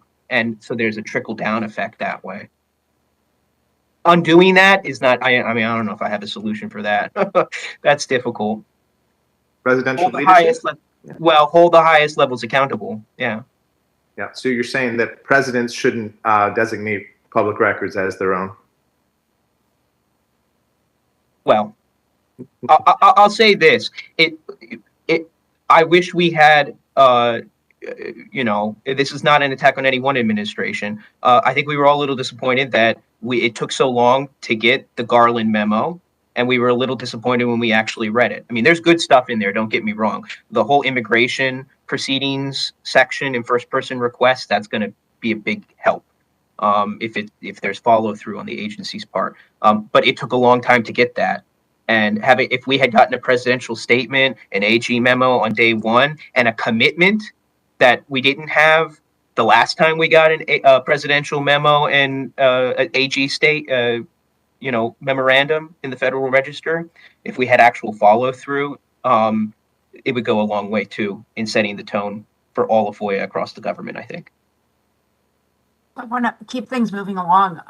Stephanie, I believe you're up next. Hi, thank you. Stephanie Jewett, Office of Inspector General at the U.S. Department of Interior. First, thank you all for joining us today. This has been very informative to hear your views. I just wanted to talk about a little bit for a minute, hear your views As we all know, litigation has been dramatically increasing over the years, sort of what you guys have spoke about, especially because of this missed time frame, so constructive denial litigation. From what we have seen, especially in the smaller agencies, requesters are skipping right over the appeals process, which is allowed, and going straight to litigation. And I've heard some comments today that say things like, it would be nice if the courts held our feet to the fire in production orders. However, most of the times, especially in government agencies and small ones like the IG offices, the ones processing the FOIA and the production order are the exact same ones who are handling and processing the FOIA requests and the backlogs. So what the litigation is actually doing is putting one case as a priority at the detriment of all the other cases in the backlog and getting us further behind. So I'd just like to hear your thoughts on lawsuits actually slowing down the FOIA process and increasing agency backlog, and just hear your thoughts on what you think could resolve that issue. Thank you. Well, I will jump in and say I don't think litigation is the cause of the backlog. I think litigation is the result and of the backlog. And unfortunately, and I do think it's unfortunate. I think unfortunately for a lot of the, as I said earlier, journalists and news organizations that we work with that have an urgent need to inform the public about matters of public concern, their only option to get their FOIA request processed in a reasonable way is to sue because their request has been constructively denied. There are instances. It's interesting that you mentioned the administrative appeals process, which of course isn't necessary if there's been no determination within the statutory timeframe, but it is something that I know that we at the Reporters Committee for our own requests have done in the past. In other words, submitted an administrative appeal, even though we're not required to do so before filing suit. I know that there are other organizations that we've worked with who have utilized the practice of sending a letter or prior to filing suit. Unfortunately, those types of efforts, pre-litigation efforts, don't tend to really move the ball much or be successful. I'm very resistant to the notion that requesters should not sue or that requesters by suing to assert their rights under the FOIA are somehow making the problem making the backlog worse. I think that to the extent there's a backlog and it's resulting in these kind of constructive denial lawsuits, to me, that's a problem at the agency level that needs to be addressed through more increased resources at the agency level to bring the backlog down. Anyone else? Ryan or Ann? This isn't directly responsive to the question, but I think since the issue of small agencies came up, and I'm kind of thinking off the cuff here, but I wonder if there could be a way to come up with cross-government resources for these smaller agencies to assist in things like processing of administrative appeals. It's kind of an amusing anecdote, but I once filed a request with a very small commission. I don't even remember what it was. You wouldn't know. They don't even have a website, so you wouldn't think they're subject to FOIA. But I was dissatisfied with the determination, and I was like, well, how do I file an appeal? And the FOIA officer said, well, I'm also the appeals officer, so just like, I can tell you how it's going to go. And she didn't mean it, I don't think, in a nasty way. It was kind of funny, but obviously there's a problem legally, I think, with that arrangement. But in a situation like that, maybe there needs to be, there can be interagency agreements that a larger agency can handle appeals, or there can be, some sort of new entity created to help manage some of the burden that small agencies with one or two FOIA officers have. There could be creative ways to help. I know that's not really responsive to your question, but I hope that insight is at least useful still. And let me just add, I guess a question I would have is, how much are you taking advantage of proactive disclosures? If agencies were far more aggressive in proactively disclosing records, I do believe they would see a corresponding decrease in the number of FOIA requests. So especially when it's records that are likely to be requested, like IG reports, it should be automatically posted. it shouldn't take a request to get them put online. All right, thank you so much. Katrina and Bobby are our two last folks in the queue. Just want to make sure no one else has a burning question, but over to Katrina next. Katrina, you're on mute.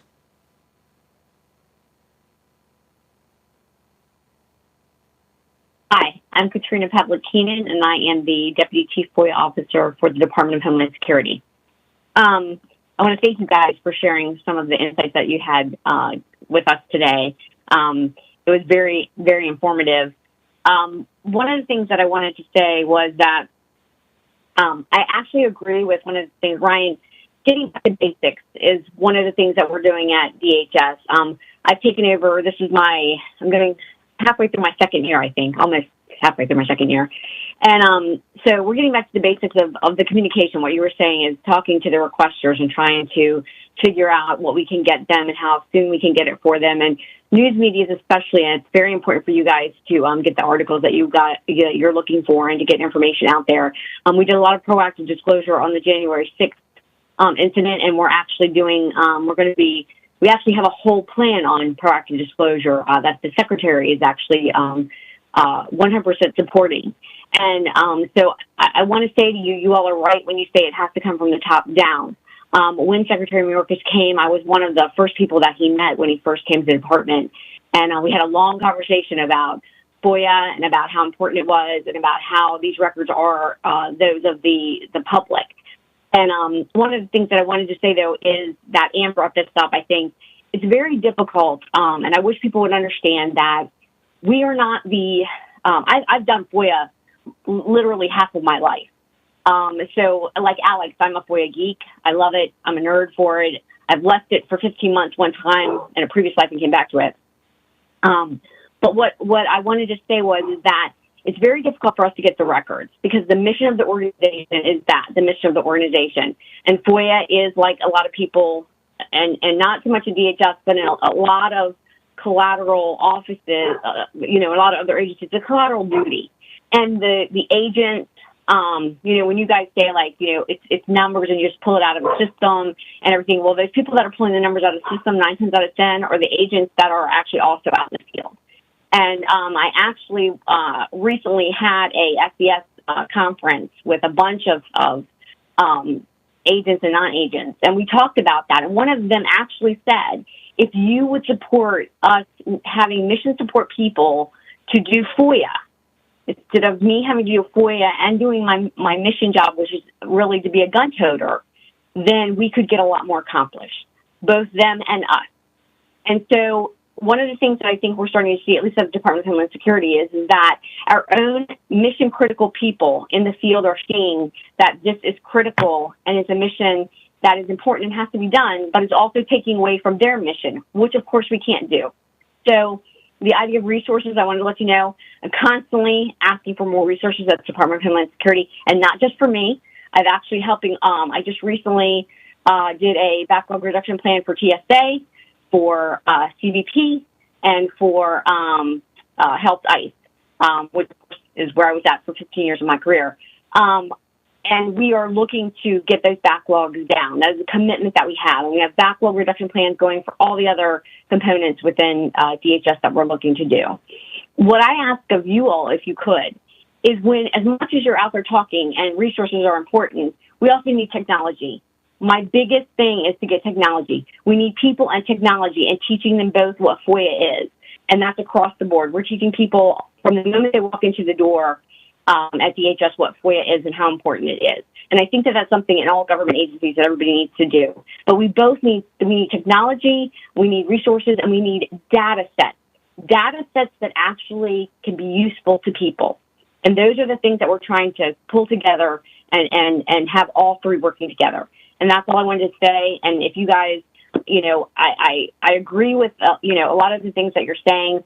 The one thing, Kate, what you were saying about the backlog, the litigation, I have to agree with Stephanie. I have seen a huge increase in the backlog when litigations become a priority over the backlog, because resources from processing go to the litigation because I don't have staff for both. So you're basically stealing from Peter to pay Paul, and it all is the same. So that's all I wanted to put out there for you guys. All right, thanks, Katrina. I'm going to move over to Bobby because we're running out of time soon. Bobby, you're next. Hey, good morning. I'll be really quick. I just want to thank all three of you. This has been it's really helpful to get your perspective, and it really helps inform us on, what you're seeing, your frustrations and challenges. I think one of the themes, there's a lot, but one of the themes, communication, I couldn't agree more. And we stress communication in a lot of our guidance and our training, and have found agencies that have expressed it as a best practice and explained how it's benefited them in their chief FOIA officer reports. At the recent ASAP, the ASAP meeting that I went to, I really enjoyed a panel discussion, which the requester panel explained some of the great examples of how communication was helpful and how maybe it's not helpful when there's no communication. And so we definitely stress that at the administrative level and in litigation. I can tell you the last thing we want is to use our limited or our priceless resources and be in litigation with you. We would much rather negotiate and have a simpler request that we can process and get you the information that you want. So I had one question, then I was doing one more point. The question I had for you is, what would you say is a way that we can work with you to make a complex request simple? So often there are requesters that are very helpful in communicating with agencies and narrowing down the scope of the records they want, and understanding based off the communication what the challenges of maybe a particular search is, or and whatnot. And we've seen that very successful in my office. I've also heard a lot of success in other agencies that have, even one agency that has a negotiation team producing millions of pages of records that they needed to process. But that was my question. The other thing I wanted to note was, and you had mentioned that the foreseeable harm standard was Congress wanting to make responding to a perception of overuse of Exemption 5. I just wanted the history of it. Just want to bring it up that the foreseeable harm standard was DOJ policy, and for a number of years, as it was policy, we would ask agencies, do you have a process for it, and give us examples of when you're releasing information as a matter of discretion because of the foreseeable harm standard. I believe Congress codified it so that the DOJ policy standard wouldn't shift back to one that wasn't a foreseeable harm standard. And I think I can tell you that, we very much consider it in our analysis, and the AG guidelines that we just released now ask agencies to, in their response letters, affirmatively say that they have considered the foreseeable harm standard when exemptions are applied. And also that FOIA request service centers and FOIA public liaisons, if a requester has a question about what is the why are you applying this exemption, or what's the foreseeable harm, that they should communicate that. But again, I just wanted to thank you all, and I would really love to hear your insight on what actually works when an agency is communicating with you, and we're able to make a complex request a little bit less complex, or hopefully simple.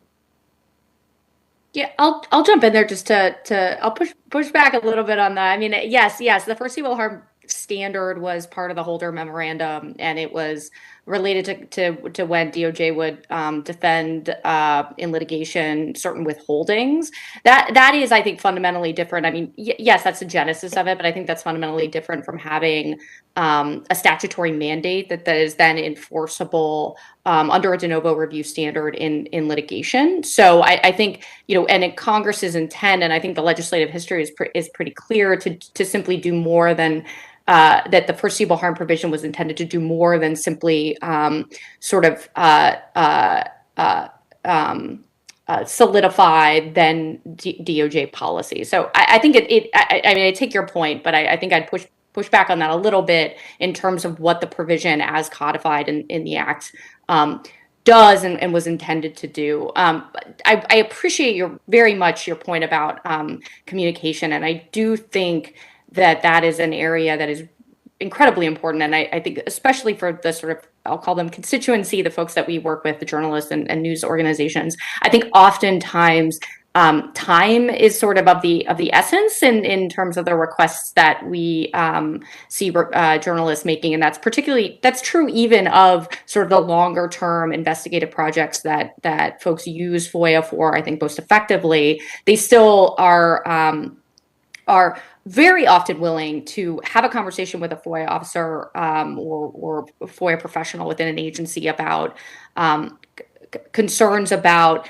the scope of a request, or searching for certain types of certain record systems versus other record systems, or things like that that can make both life easier for, I think, the folks who are processing the request, but also potentially speed up the process. I mean, that's something that requesters are the requesters that we work with are always very interested in doing. And so I think that having a willingness to do that is very helpful. One of the things that we've done in our own requests, I can think of some requests we've submitted recently, is give FOIA give agencies an option to sort of give us information to the extent that they can pull that information, as opposed to giving us the underlying records themselves. So, for example, we've done some what I would call kind of research FOIA requests aimed to get more information about GLOMAR, neither confirm nor deny responses at different agencies. And one of the things we've done is said, in the event it's easier for you to just tell us the information we're looking for, rather than try to find all your responses that use the words neither confirm nor deny, we're willing to accept that because we just really want the information. And that kind of flexibility, some agencies feel like they can't do that, but we've had some agencies who've sort of taken advantage of that. And I think that kind of flexibility on the agency side too can also be really really beneficial, kind of that two-sided discussion. But you can never do that unless you're having that discussion to begin with. So if I could just you go first, Ryan. Okay, yeah, it's just real quick. I was going to say there's really good guidance that OIP issued 1994, 1995. So foreseeable harm, the presumption of openness comes from the Holder memo, but foreseeable harm goes at least back to a memo that Janet Reno, I think, issued. And it was the same basic idea that the DOJ wasn't going to defend exemptions. And I agree with Katie that that's fundamentally different. But OIP was it not called OIP back then? I think it was called something different. But DOJ issued guidance building that out. And they went through at least the main Exemption 5 privileges, attorney-client, attorney-work product, deliberate process. And they put out a bunch of factors that ought to be considered as part of the foreseeable harm standard.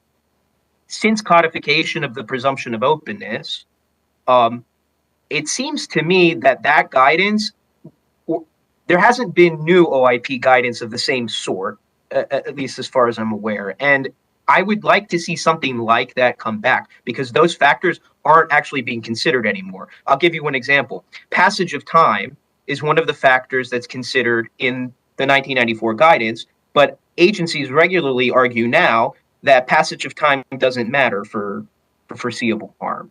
For example, with deliberative process, because the only relevant passage of time is now the 25-year sunset provision. And we see other new arguments now that for attorney-client privilege, that really there shouldn't be any foreseeable harm, that it's self-evident, that the fact that the privilege applies in the first place ends the conversation. That is the foreseeable harm. And the same argument has been made with Exemption 4. It seems the case law is kind of going in favor of the requesters and a sort of resurrection of the substantial harm test that the Supreme Court eliminated, which is a fascinating discussion in and of itself. But I would love to see the old OIP guidance resurrected so that foreseeable harm is strengthened without needing to tinker further with the statute. Thanks, Ryan. And we do have, I'm not saying that new guidance wouldn't be bad, but we do have even more recent guidance that lays it out after the Holder memo. On your point about complex requests and working with the community, I wanted to identify a problem that I didn't mention at the outset, but intended to. And that is the huge discrepancy, and this typically happens in litigation, between an agency's initial estimate of responsive documents and the number of documents at the end of the day that end up being responsive. I mean, I've seen cases where there are estimates of tens of thousands and we end up, oh, it was really only several hundred. So, and I think this addresses in part the issue of complex. You know, what makes it complex? What is going into an agency's initial assessment? I mean, it's a real problem because courts are not inclined to challenge when we try to they just accept at face value an agency representation that it has 100,000, you know, potentially responsive records and needs so many years to process it. But I think agencies need to do a better and more accurate job of identifying responsive records, because I'd like to hear from all of you. I don't understand how a vast pool of documents gets reduced to something much, much narrower. You know, are agencies deemed deduplication? What search terms are they using? Are you talking to requesters about those search terms? I just feel like, and I feel like the incentive is on the agency to overstate, especially in litigation, because that gives them a time cushion that they wouldn't otherwise get.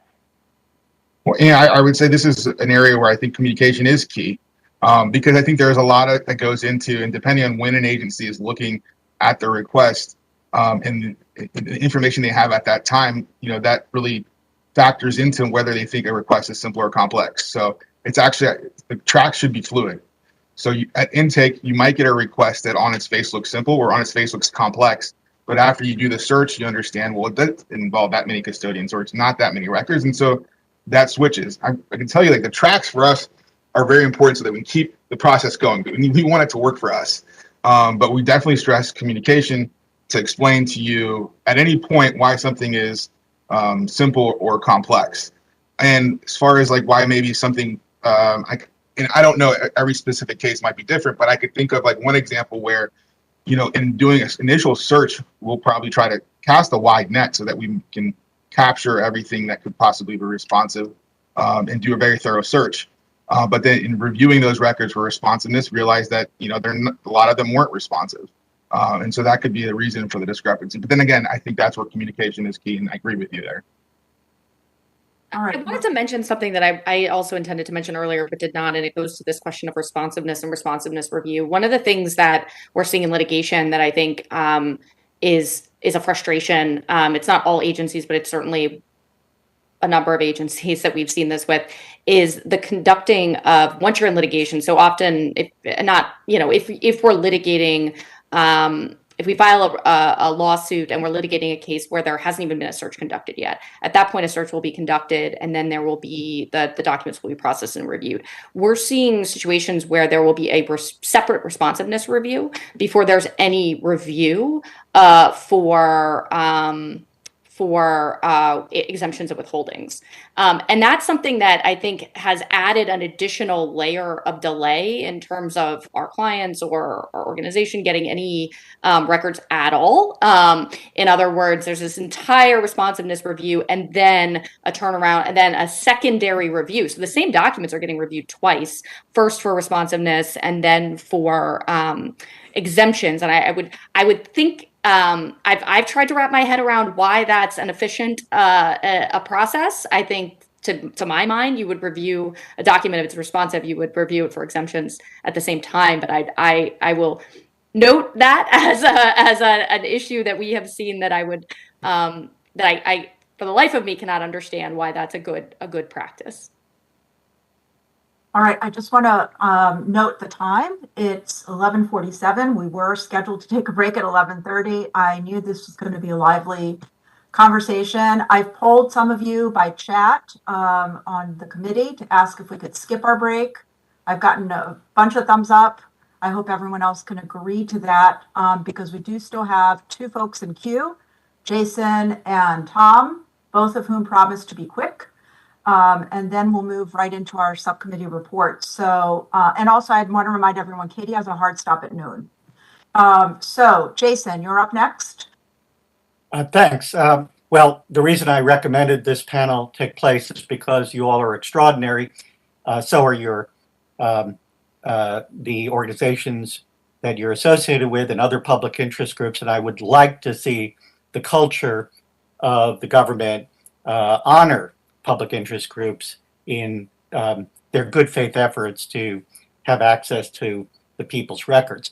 I have two questions. One is, have you encountered problems if you've asked for electronic messaging communications apart from email, because there are so many apps and texts that are out there, and what are agencies doing to respond on that point?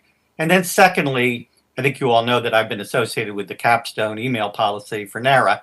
The unintended consequences, or maybe the known consequences, has been tens of millions or even hundreds of millions of email records and perhaps electronic messages folded in the future that are going to be a problem for agencies to process. Even very narrow, specific requests are going to generate hundreds of thousands, if not millions, of hits.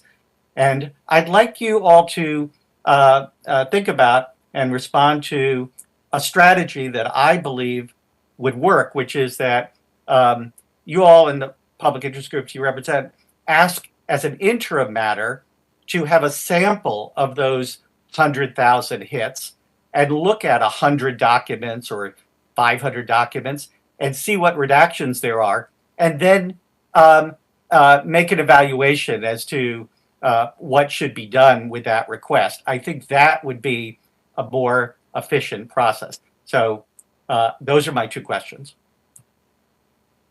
I'm happy to jump in first. Working backwards, I have often requested that agencies give sample sets to try to narrow requests. Usually, especially if it's in litigation, the answer is no, and the agency won't do it. I don't understand that. I sometimes have better luck if the agency wants me to exclude certain types of records because it thinks that they're not going to be responsive. But like in terms of just a general where everything is responsive and we're trying to narrow down the keyword search or something like that, I don't have very much success with that. It's only when they want me to agree to throw something out. On the instant messaging, text messaging, electronic messaging, I'll post a link. My organization, some of my colleagues did a report on this together, Cause of Action and AFPF, about agency compliance and the extent to which they have good guidance on treatment of electronic records in light of NARA's excellent guidance. It's been a few years since that report came out, so I don't know what might have changed since then. But generally, what we saw was that agencies had deficient guidelines for treatment of these types of records, and that when we were requesting them, we weren't getting them. And this was all before even the more recent problems with disappearing messaging apps and encrypted messaging apps and all of that sort of stuff. But I will post that link so that you can all take a look at the report. On a related point, when I have asked, when there seems to be evidence that agency personnel are using private email accounts to conduct agency business, and we have asked that at least the employees, be asked to search their private email accounts. I mean, agencies are refusing to do that. And, I think there is some uncertainty and disagreement about what an agency's obligations are vis-a-vis an employee who uses a private email address to conduct agency business. So that's another area of concern that I have. And on your point about sampling, I mean, I think it's a good one. I will say that this isn't quite that, but I am often very open to doing what I call sort of staging a request, starting out with seeing what an agency has to a much narrower, aspect of the request. And if that satisfies me, I make it clear I will go away. And if not, usually they want me to file a new request and I say, fine, just put me at the head of the line, and they say yes. But, certainly I think that trying to carve out a smaller subset is often the best way to at least get something, because something is better than nothing every time. Yeah, and I'll just we've had some success actually. I would say like minor success I would say in litigation and working with agencies to narrow requests once in litigation by using by asking for samples and getting sampling. And we try to, I will say from our perspective at the Reporters Committee, our attorneys do try to make proposals that we think will benefit our clients and the agencies in terms of things like I mean, not just as Anne said, sort of staging the way you make requests, but also trying to stage, releasing certain records before other records, or processing certain records before other records, and doing sampling and those sorts of things to try to see if we can get us closer to the resolution of the case faster. So I think I'm always open, and I think all the attorneys that work with me are always open to discussing those things. And I think goes right back to the point about communication. Not just, I mean, we talked a lot about communication in the administrative level with agencies and requesters, but I think having that kind of communication once you're in litigation can also be really, really beneficial to everyone involved. I'd say on the sort of non-government email and other kinds of communications point, it's difficult. There is some case law on this. So there's the CEI against OSTP case in the DC Circuit, but it looked at an agency, former agency head. So really people high up in the agencies. It's really hard to know what you don't know. And so it's really difficult to say whether or not when we make a request for sort of all communications, whether or not we're getting all communications, or whether that's just going to be an email search. And it's difficult unless you have some indication from, say, other records that have been released to you that there are other kind of communication systems being utilized. That was the case in the OSTP case, for you to know. And so I think that it's difficult. I would be uncomfortable even saying we've had a problem or we haven't had a problem with that, because it's difficult to know kind of what the scope of that is without really knowing what the scope of that is. All right, thanks. So Tom, you're up next and you're our closer. So go ahead, please. Thanks. Tom Sussman. Great insights, great examples, great recommendations. Quick personal view: legislation, heavy lift; culture change, very heavy lift. That's just based on only 50 years of experience with FOIA. One of the things I think a number of you, Ryan and Anne, have both mentioned things that OIP could do. And I think I'd like to sort of get you to further focus on those after perhaps to supplement the record, because we do have Bobby as a permanent participant of this committee, and so we have a captive audience. The term OGIS hasn't come up this morning, and yet all of you have talked about the procedural problems: delay, no answers, no negotiations, no communications. And OGIS expertise isn't in applying exemptions. It is in working with agencies and requesters to try to facilitate expedition and responsiveness of the process. And especially, Anne, you mentioned a lot of the problems you have getting any response at all. Have you ever tried OGIS to be of assistance, and what's been your experience? And should I put that on the shelf of moderately heavy lift?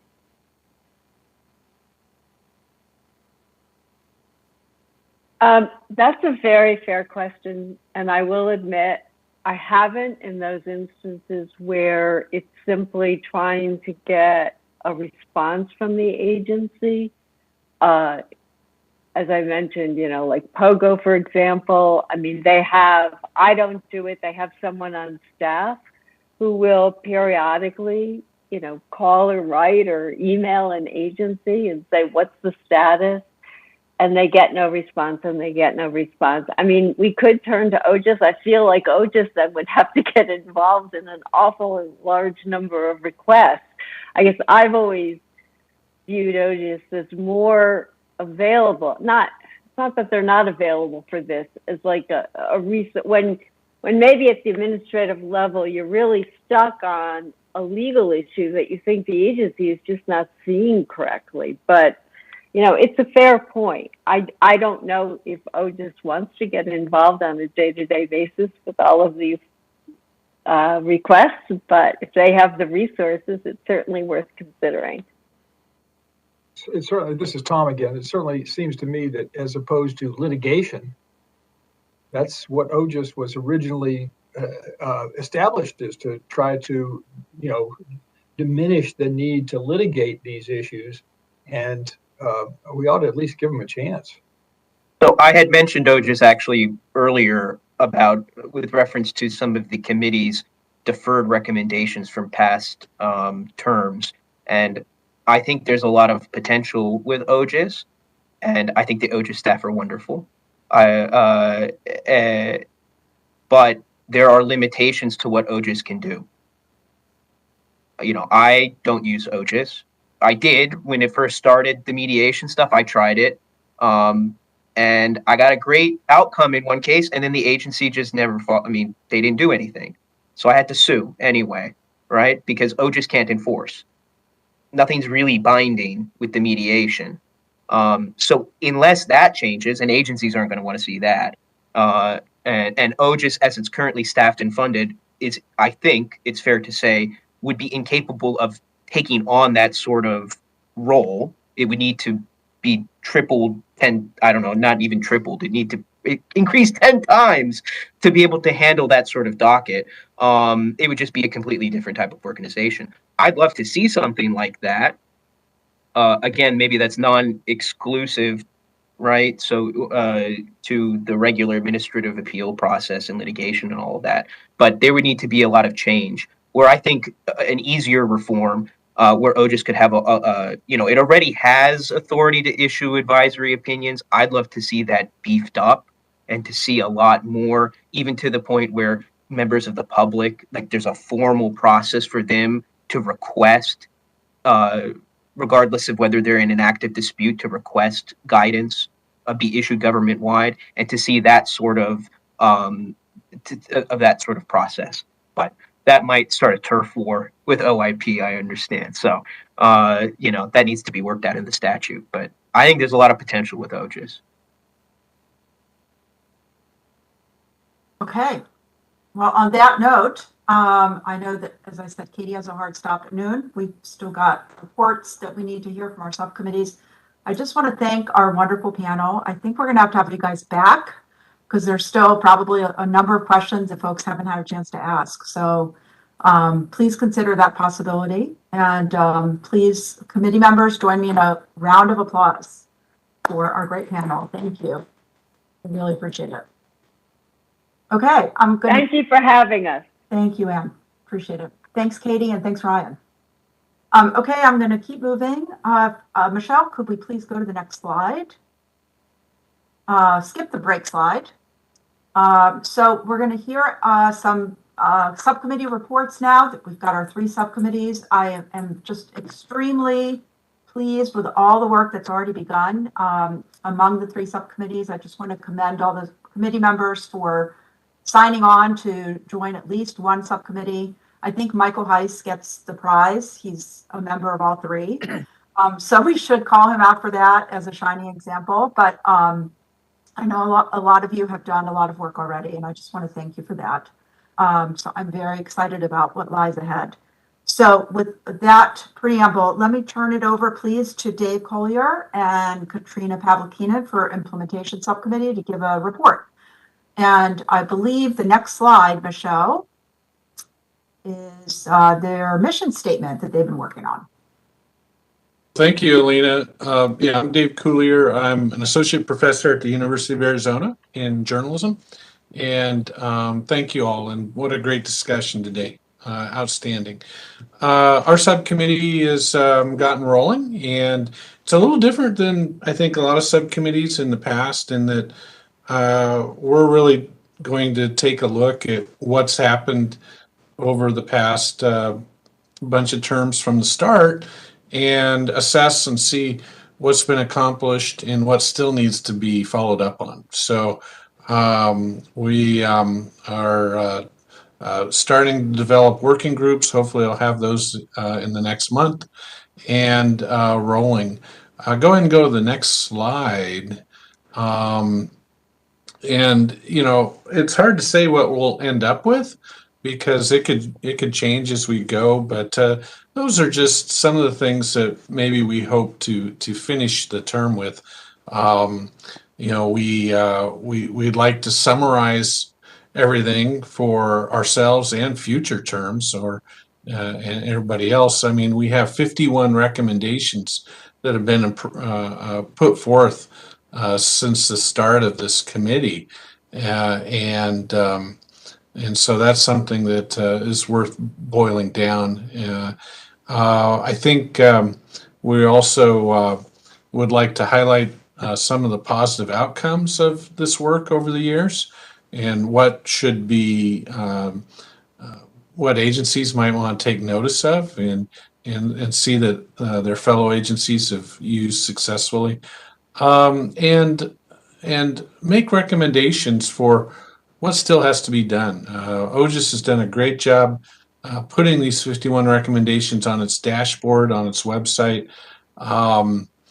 And some of those things are noted as complete, some still in progress. We want to take a really close look to see if things are done to what folks would think would want to be finished. So that, and maybe foster more dialogue and getting this out there. That's kind of a summary of where we're headed. And of course, it could change as we go. I think as we look at certain issues, it may, some things may rise to the top. Anything I missed, Katrina or others? We have 10 subcommittee members, some beefy subcommittee. It's going to be fun. Anything I missed?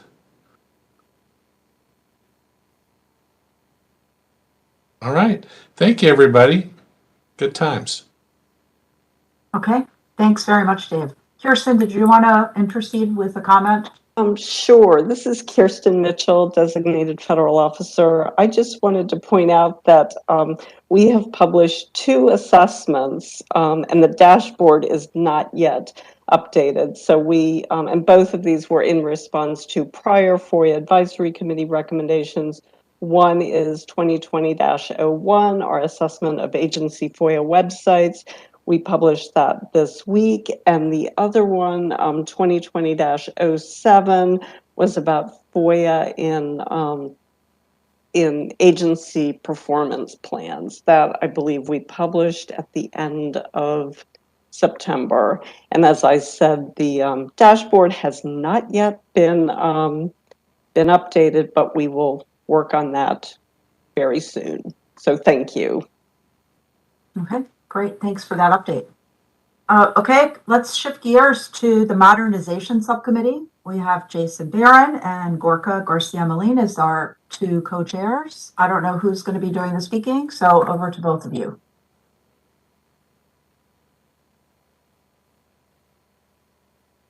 Jason or Gorka? I think Gorka is going to go first. Go ahead.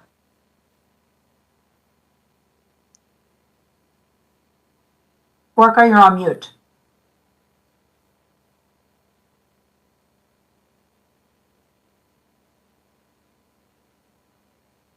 You are still on mute.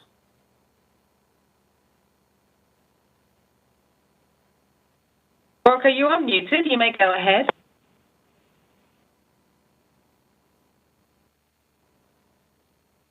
Nope. Still on mute. Wonder what's going on. Michelle, maybe you could work on that. Jason, can you step in? Sure. Thanks. You can put up the slide. Jason Barron, I'm a professor of the practice at the University of Maryland's College of Information Studies. If you want to put up our mission statement, that Next would slide, be good. please. Thank you. Well, we have had 2 working groups within the subcommittee. Sorry about that. Can you hear me? Gorka? Yes, sorry about that. We can hear you. I was not on mute, but I guess. Here we go. All right, good morning, everyone. Jason, do you mind if I barrel through? Go right ahead. All right. Well, again, good morning. My name is Gorka Garcia-Molina. I'm the FOIA officer here at the National Institutes of Health, and I co-chair the modernization subcommittee with Jason Barron, who was just speaking a moment ago. Since the last advisory committee meeting in September 14th, the modernization subcommittee has accomplished quite a bit. In that time, we've met 5 different times to get the subcommittee off the ground. We've explored potential projects on how to improve FOIA from each of our valuable and very varied vantage points. And we've decided to organize our efforts around 2 working groups. And the first one is a process working group that's led by Adam Marshall of the Reporters Committee for the Freedom of the Press and Michael Heiss, who is with the Equal Employment Opportunity Commission. The second working group that we're organizing our work around is a technology working group, and that's led by Ben Tingo of Ames. At this time, our working groups are evaluating and prioritizing several well-defined, very specific projects that they want to work on during this early part of the advisory committee's term. In addition, we've prepared our mission statement, which you can see, I think it's on the slide now. Yes, there it is. Sorry for the noise in the background. In brief, as you can see from the slide, we seek to upgrade the administration of FOIA by focusing on 2 main areas. That's examining current gaps in technology, and technology has come up quite a bit just during this meeting. So we understand the importance of technology in FOIA. So we understand the importance of explore ways in which the interaction with the FOIA requester community can be revamped and improved as well. So it's those sort of 2 main areas: gaps in technology and outreach and conversation with our requester community to improve FOIA. So for the purposes of enabling the FOIA Advisory Committee to recommend changes, the subcommittee intends to take several actions. The first one is conducting a review of the current status of government FOIA technology initiatives. In other words, it's hard to advance if we don't understand the context, right? We'll also be engaging with the requester community and soliciting feedback on whether agency adoption of specific technologies would have a positive impact on the FOIA process, right? So try to get the public and just outside stakeholders to give comment on what technologies would actually help them. And we also intend to examine the improvements that can be made in specific areas, like determination letters, large request best practices, default search protocols, and agency response timeframes. And really the key here is that we really are already at this early stage working with well-defined ideas, well-defined projects. And right now what we're doing is prioritizing what to do first. So we're meeting again tomorrow to move these projects forward. And I just want to take this opportunity to thank all of you who are involved in the modernization subcommittee. You're dedicating a lot of time to these efforts, and I think we're off to a great start. So that's our report. Jason, did I miss anything? Yes. Thank you, Gorka. That was great.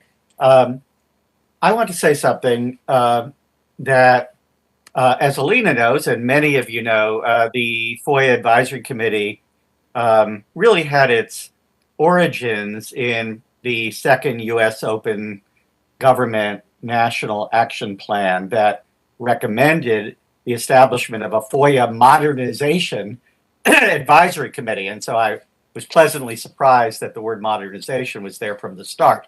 And let me just read you what that action plan's recommendation was. It said improvements to FOIA administration must take into account the views and interests of both requesters and the government. The U.S. will establish a formal FOIA Advisory Committee comprised of government and non-governmental members of the FOIA community to foster dialogue between the administrator and the administration and the requester community, solicit public comments, and develop consensus recommendations. We've done a great job through the years with Alina's leadership to make recommendations. David said there are 51 recommendations.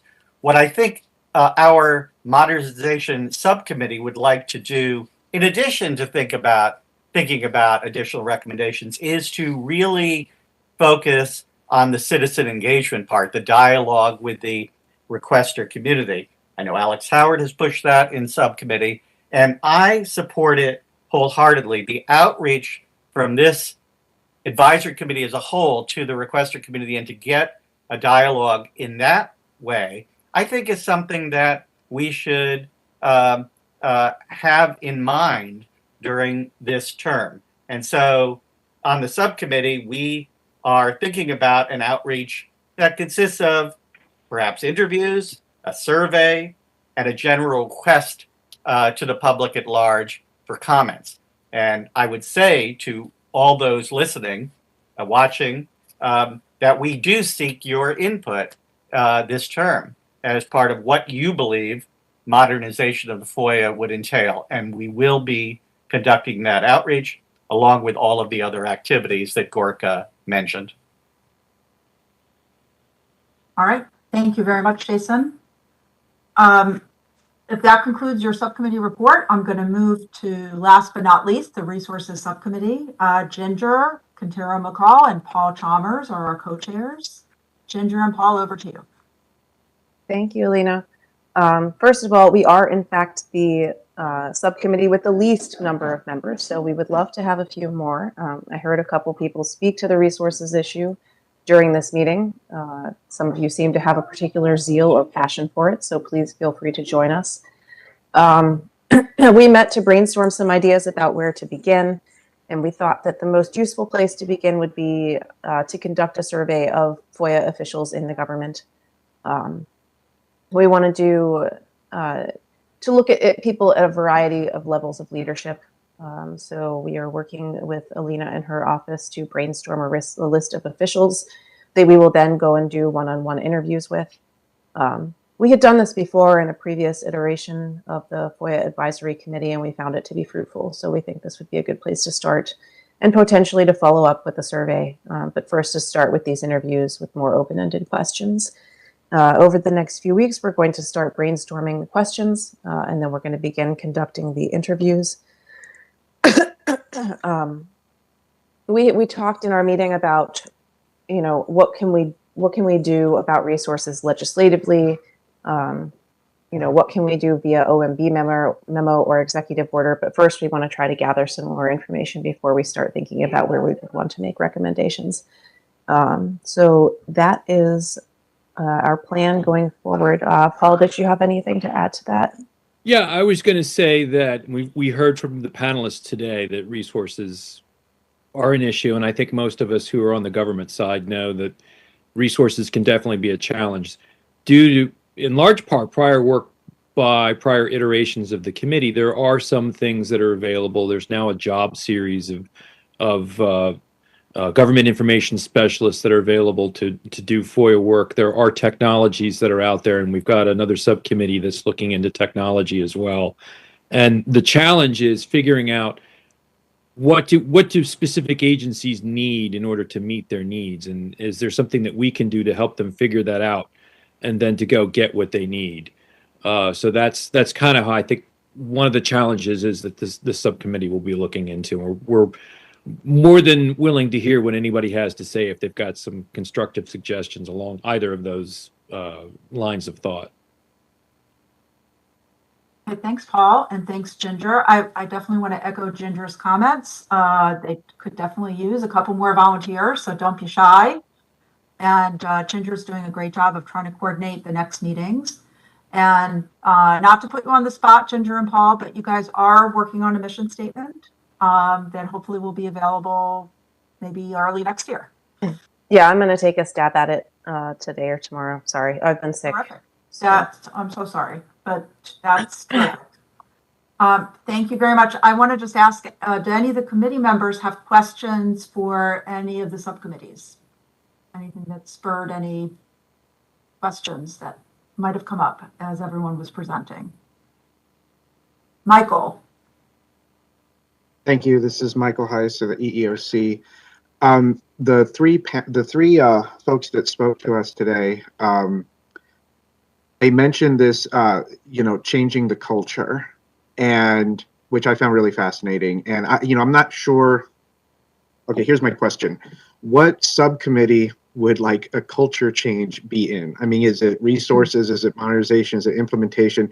It's fascinating to me though, because I'll just say real quickly, I think it's probably super hard to change any culture, but it's not impossible. And sometimes changing the law, they talked about a fundamental overhaul. Sometimes changing the statute can change the culture, or at least precipitate the change. I mean, that's true with anything, I think. And sometimes, changing the amount of resources made available, so augmenting the wherewithal of an agency to do its mission with respect to FOIA could also change the culture. So I'm just wondering what subcommittee would, I think, such a big, fascinating issue like culture change, if that were to become a recommendation out of this large, the whole committee, would what subcommittee would kind of have jurisdiction over that? I think it's kind of an important thing to address. Anyway, that's it. Michael, great question. Can I ask the co-chairs? Anyone want to weigh in on that? I think that sounds like an implementation issue, but I don't know. What do others think? Alina, this is Kirsten. Alex Howard has put in the chat that he might suggest that that a cultural change might be a priority or mission for the entire committee. So I just wanted to get that read into the record. This is. Oh, go ahead, Alex. I'm sorry. Yeah, I Alex Howard, Digital Democracy Project. I was being naughty about putting something in the chat instead of getting in there and saying it. I really am still finding my way along in terms of how this committee should work or be constituted, et cetera. But it did strike me that culture is an overarching priority that theoretically we all might be invested in.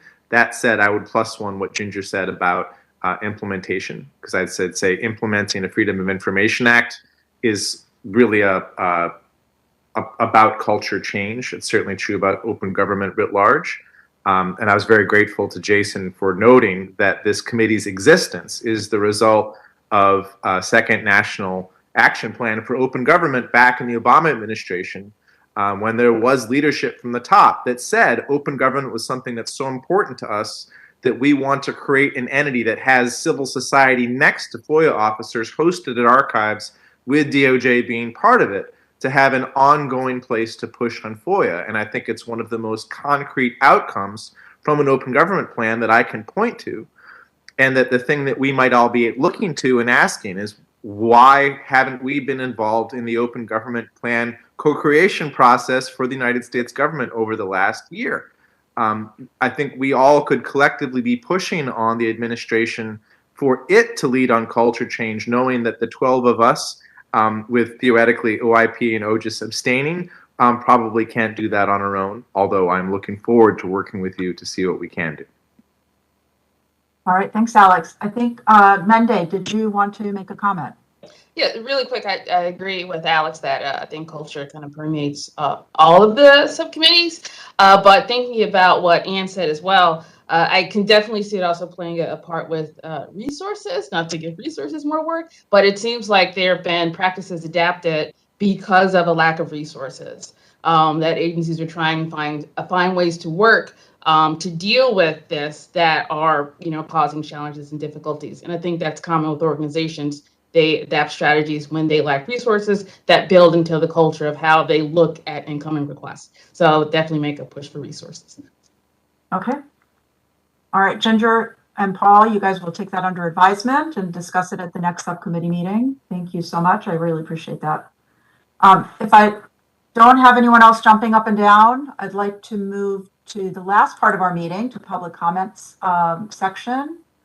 I'm just looking around. No one is waving at me, so that's good. Well, I'd like to make a comment, Alina. All right, Jason, quickly, please. Jason Barron. I think Michael's point is well taken, and our speakers today are talking about a transformative change in FOIA. I see no reason why the committee as a whole couldn't discuss this issue as a segment in a future public meeting with homework, which is that we all think about culture change and then we all discuss it publicly.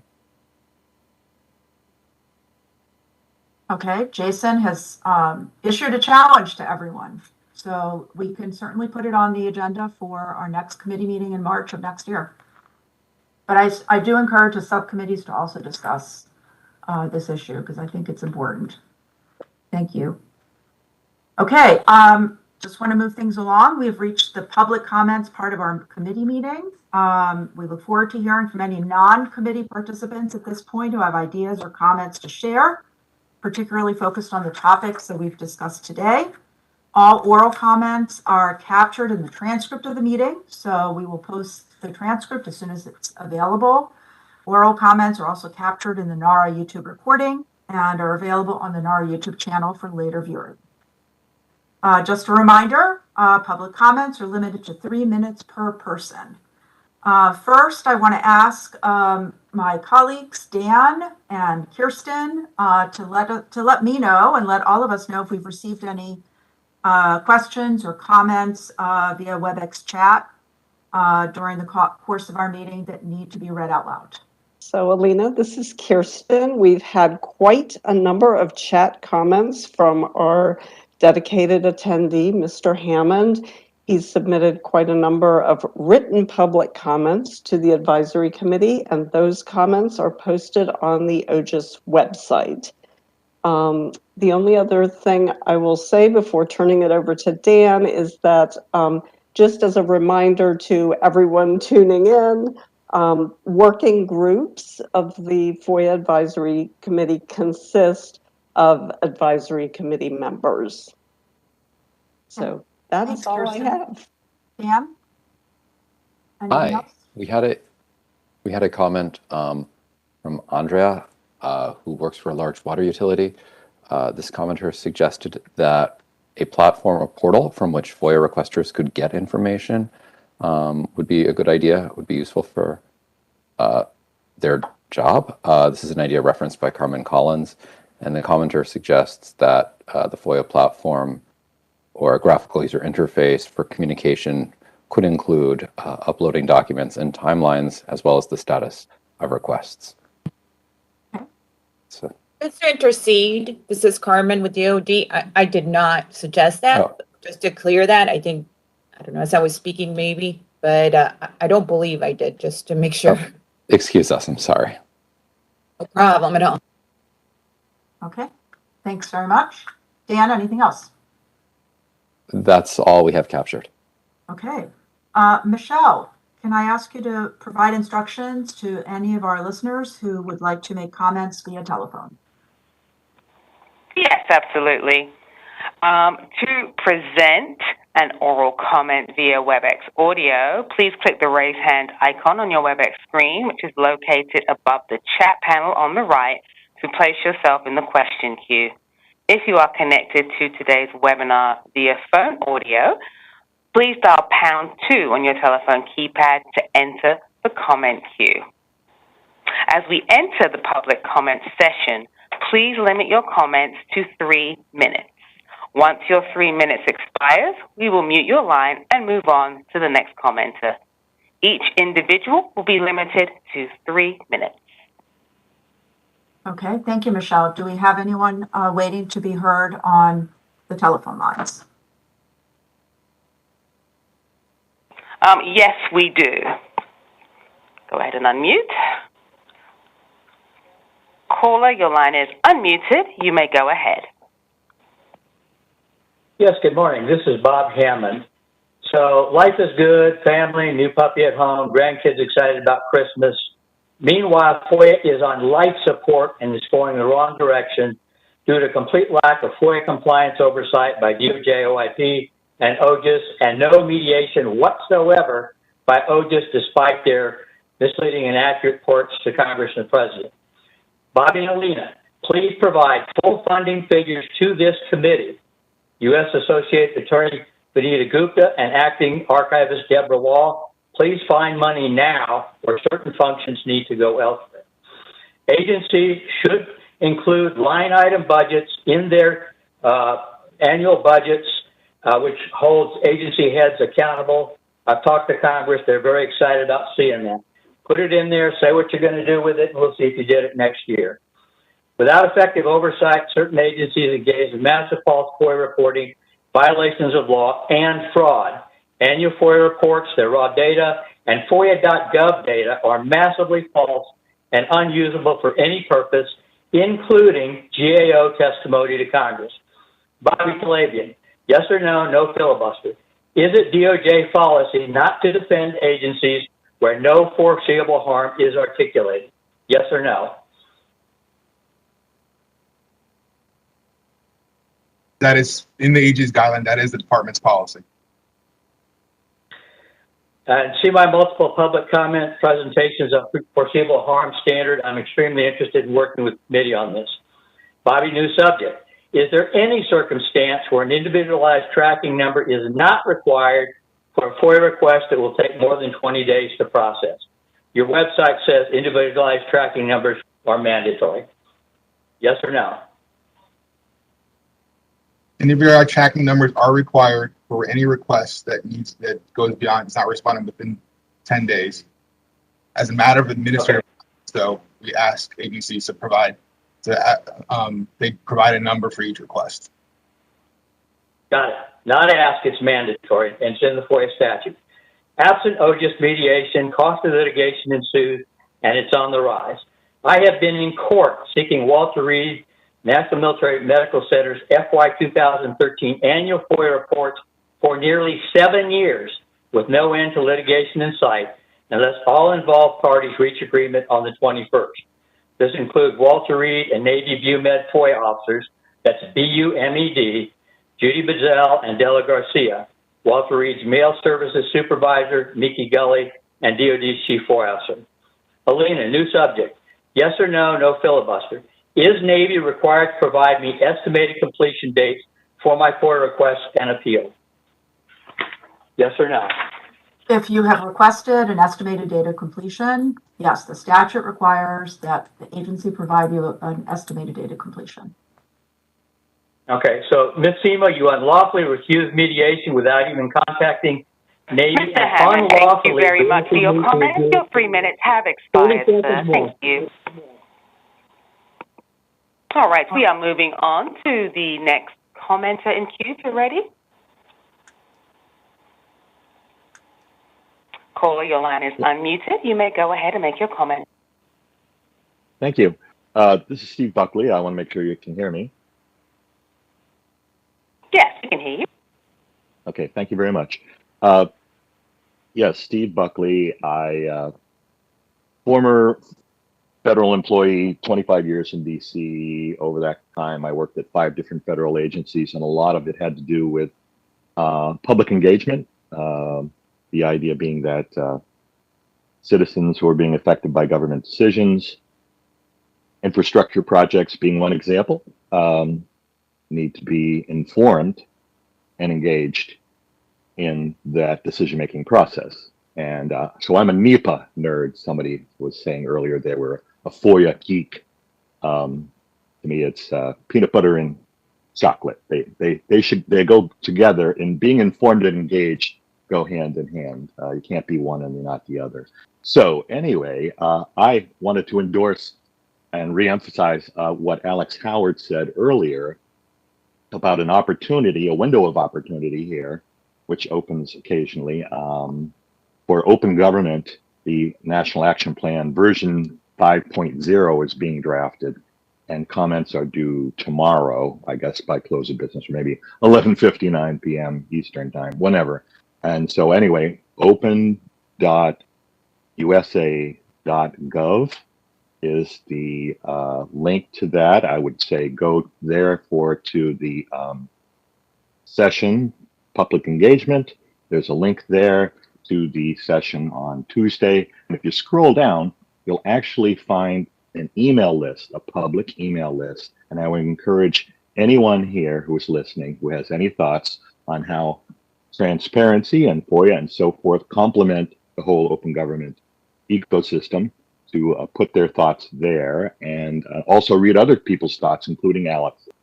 there as far as what's going on with open government. It, like I said, it's a Google email list, so anybody can join, anybody can read it, and so forth. So that's really the key to find out what's going on, ironically, with the open government movement, which had been in hibernation essentially up until about a month ago, when apparently somebody in the White House decided to throw a bunch of bodies at it, and so they're on a lickety split time frame to put something out before the end of the year, as far as the draft, I guess, as far as the final goes. So that's my thoughts. I appreciate what you're all doing, and I'll put something in the chat as far as a more direct link in case people get lost, going to open.usa.gov. Thank you very much. All right, thanks, Mr. Buckley. Michelle, do we have anyone else in queue who has not already spoken? Yes, we do. Yes, we do. Thank you, Mr. Buckley. And now we're moving on to the next caller. Mr. Garland, your line is now unmuted. Thank you. Chad Garland here in my personal capacity on a matter of public concern, which is namely a Defense Department policy that directs FOIA officials to deny records requests from individuals who do not show proof that they have a federal agency's permission to make the request. This is the latest turn in a 30-year history of DoD denying the FOIA rights of these individuals merely because of the newspaper where they work. At least 5 DoD memos since 1991 state that while any person may file a public records request, a representative of a federal agency may not. It thus unilaterally and without qualification excludes the staff members of the Stars and Stripes newspaper from asserting any FOIA right of access, citing the fact that the newspaper is a part of DoD's components. The Stars and Stripes newsrooms are staffed by federal employees who operate under the authority of the First Amendment and whom DoD regulations require be treated as members of the free press without regard to their federal employment status. That is, they are for all intents and purposes members of the public when engaged in news gathering, and when off duty, as with all other federal employees, they operate in their personal capacity. As of March 2021, a DoD memo provides that Stars and Stripes employees may request records under the FOIA in an individual capacity, but it directs officials to deny their requests if the individual is listed as a staff member on the newspaper's website or has self-identified as a staff member in any internet forum, unless the individual volunteers proof that their federal employer gave them permission to engage in outside employment.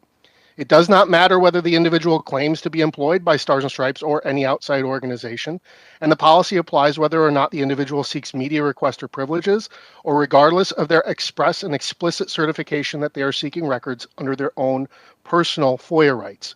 DoD is specifically and exclusively targeting Stars and Stripes reporting staff and does not have any similar policy affecting any other DoD personnel. This not only clearly imposes identity-based rules that the FOIA does not authorize, but it violates DoD's own regulations that prohibit subjecting Stars and Stripes personnel to laws and directives that do not equally affect all DoD personnel. The employees DoD targets differ from all others only in that regulations require them to be treated as members of the free press, not government officials. Thus, this policy discriminates against employees because they are journalists, part of a category of requester Congress expressly designed the FOIA to assist. DoD has declined to defend this policy when challenged in court earlier this year, yet the memos are still on its FOIA resources page, which suggests the discriminatory policy remains in effect. It must be rescinded, but to ensure FOIA compliance and transparency, I believe all agency rules at all agencies should affirm that when invoking FOIA, federal employees must be treated as any person asserting their private rights, unless their request explicitly states otherwise. Thank you. Okay, thank you so much. Michelle, do we have anyone else waiting to be heard who has not already given us public comments? We do not have anyone else in the queue at this time. Okay. All right. I know we're running a little bit over time. I'm very respectful of our committee members' time and other commitments. So I just want to wrap up. Thank all the committee members for all their hard work up until now and in the future. I want to thank everyone for joining us today. Hope everyone remains safe, healthy, and resilient. I want to wish all of you happy holidays and a happy new year. And please do mark your calendars. Our next meeting is probably, sorry, Alex, virtually in this space on March 2nd, 2023, again, a Thursday. We're going to begin at 10 a.m. Eastern Time. But I do hope the subcommittees will be very busy in the interim and will be rolling up their sleeves and considering a lot of these issues that we talked about today. So if, any questions from anyone?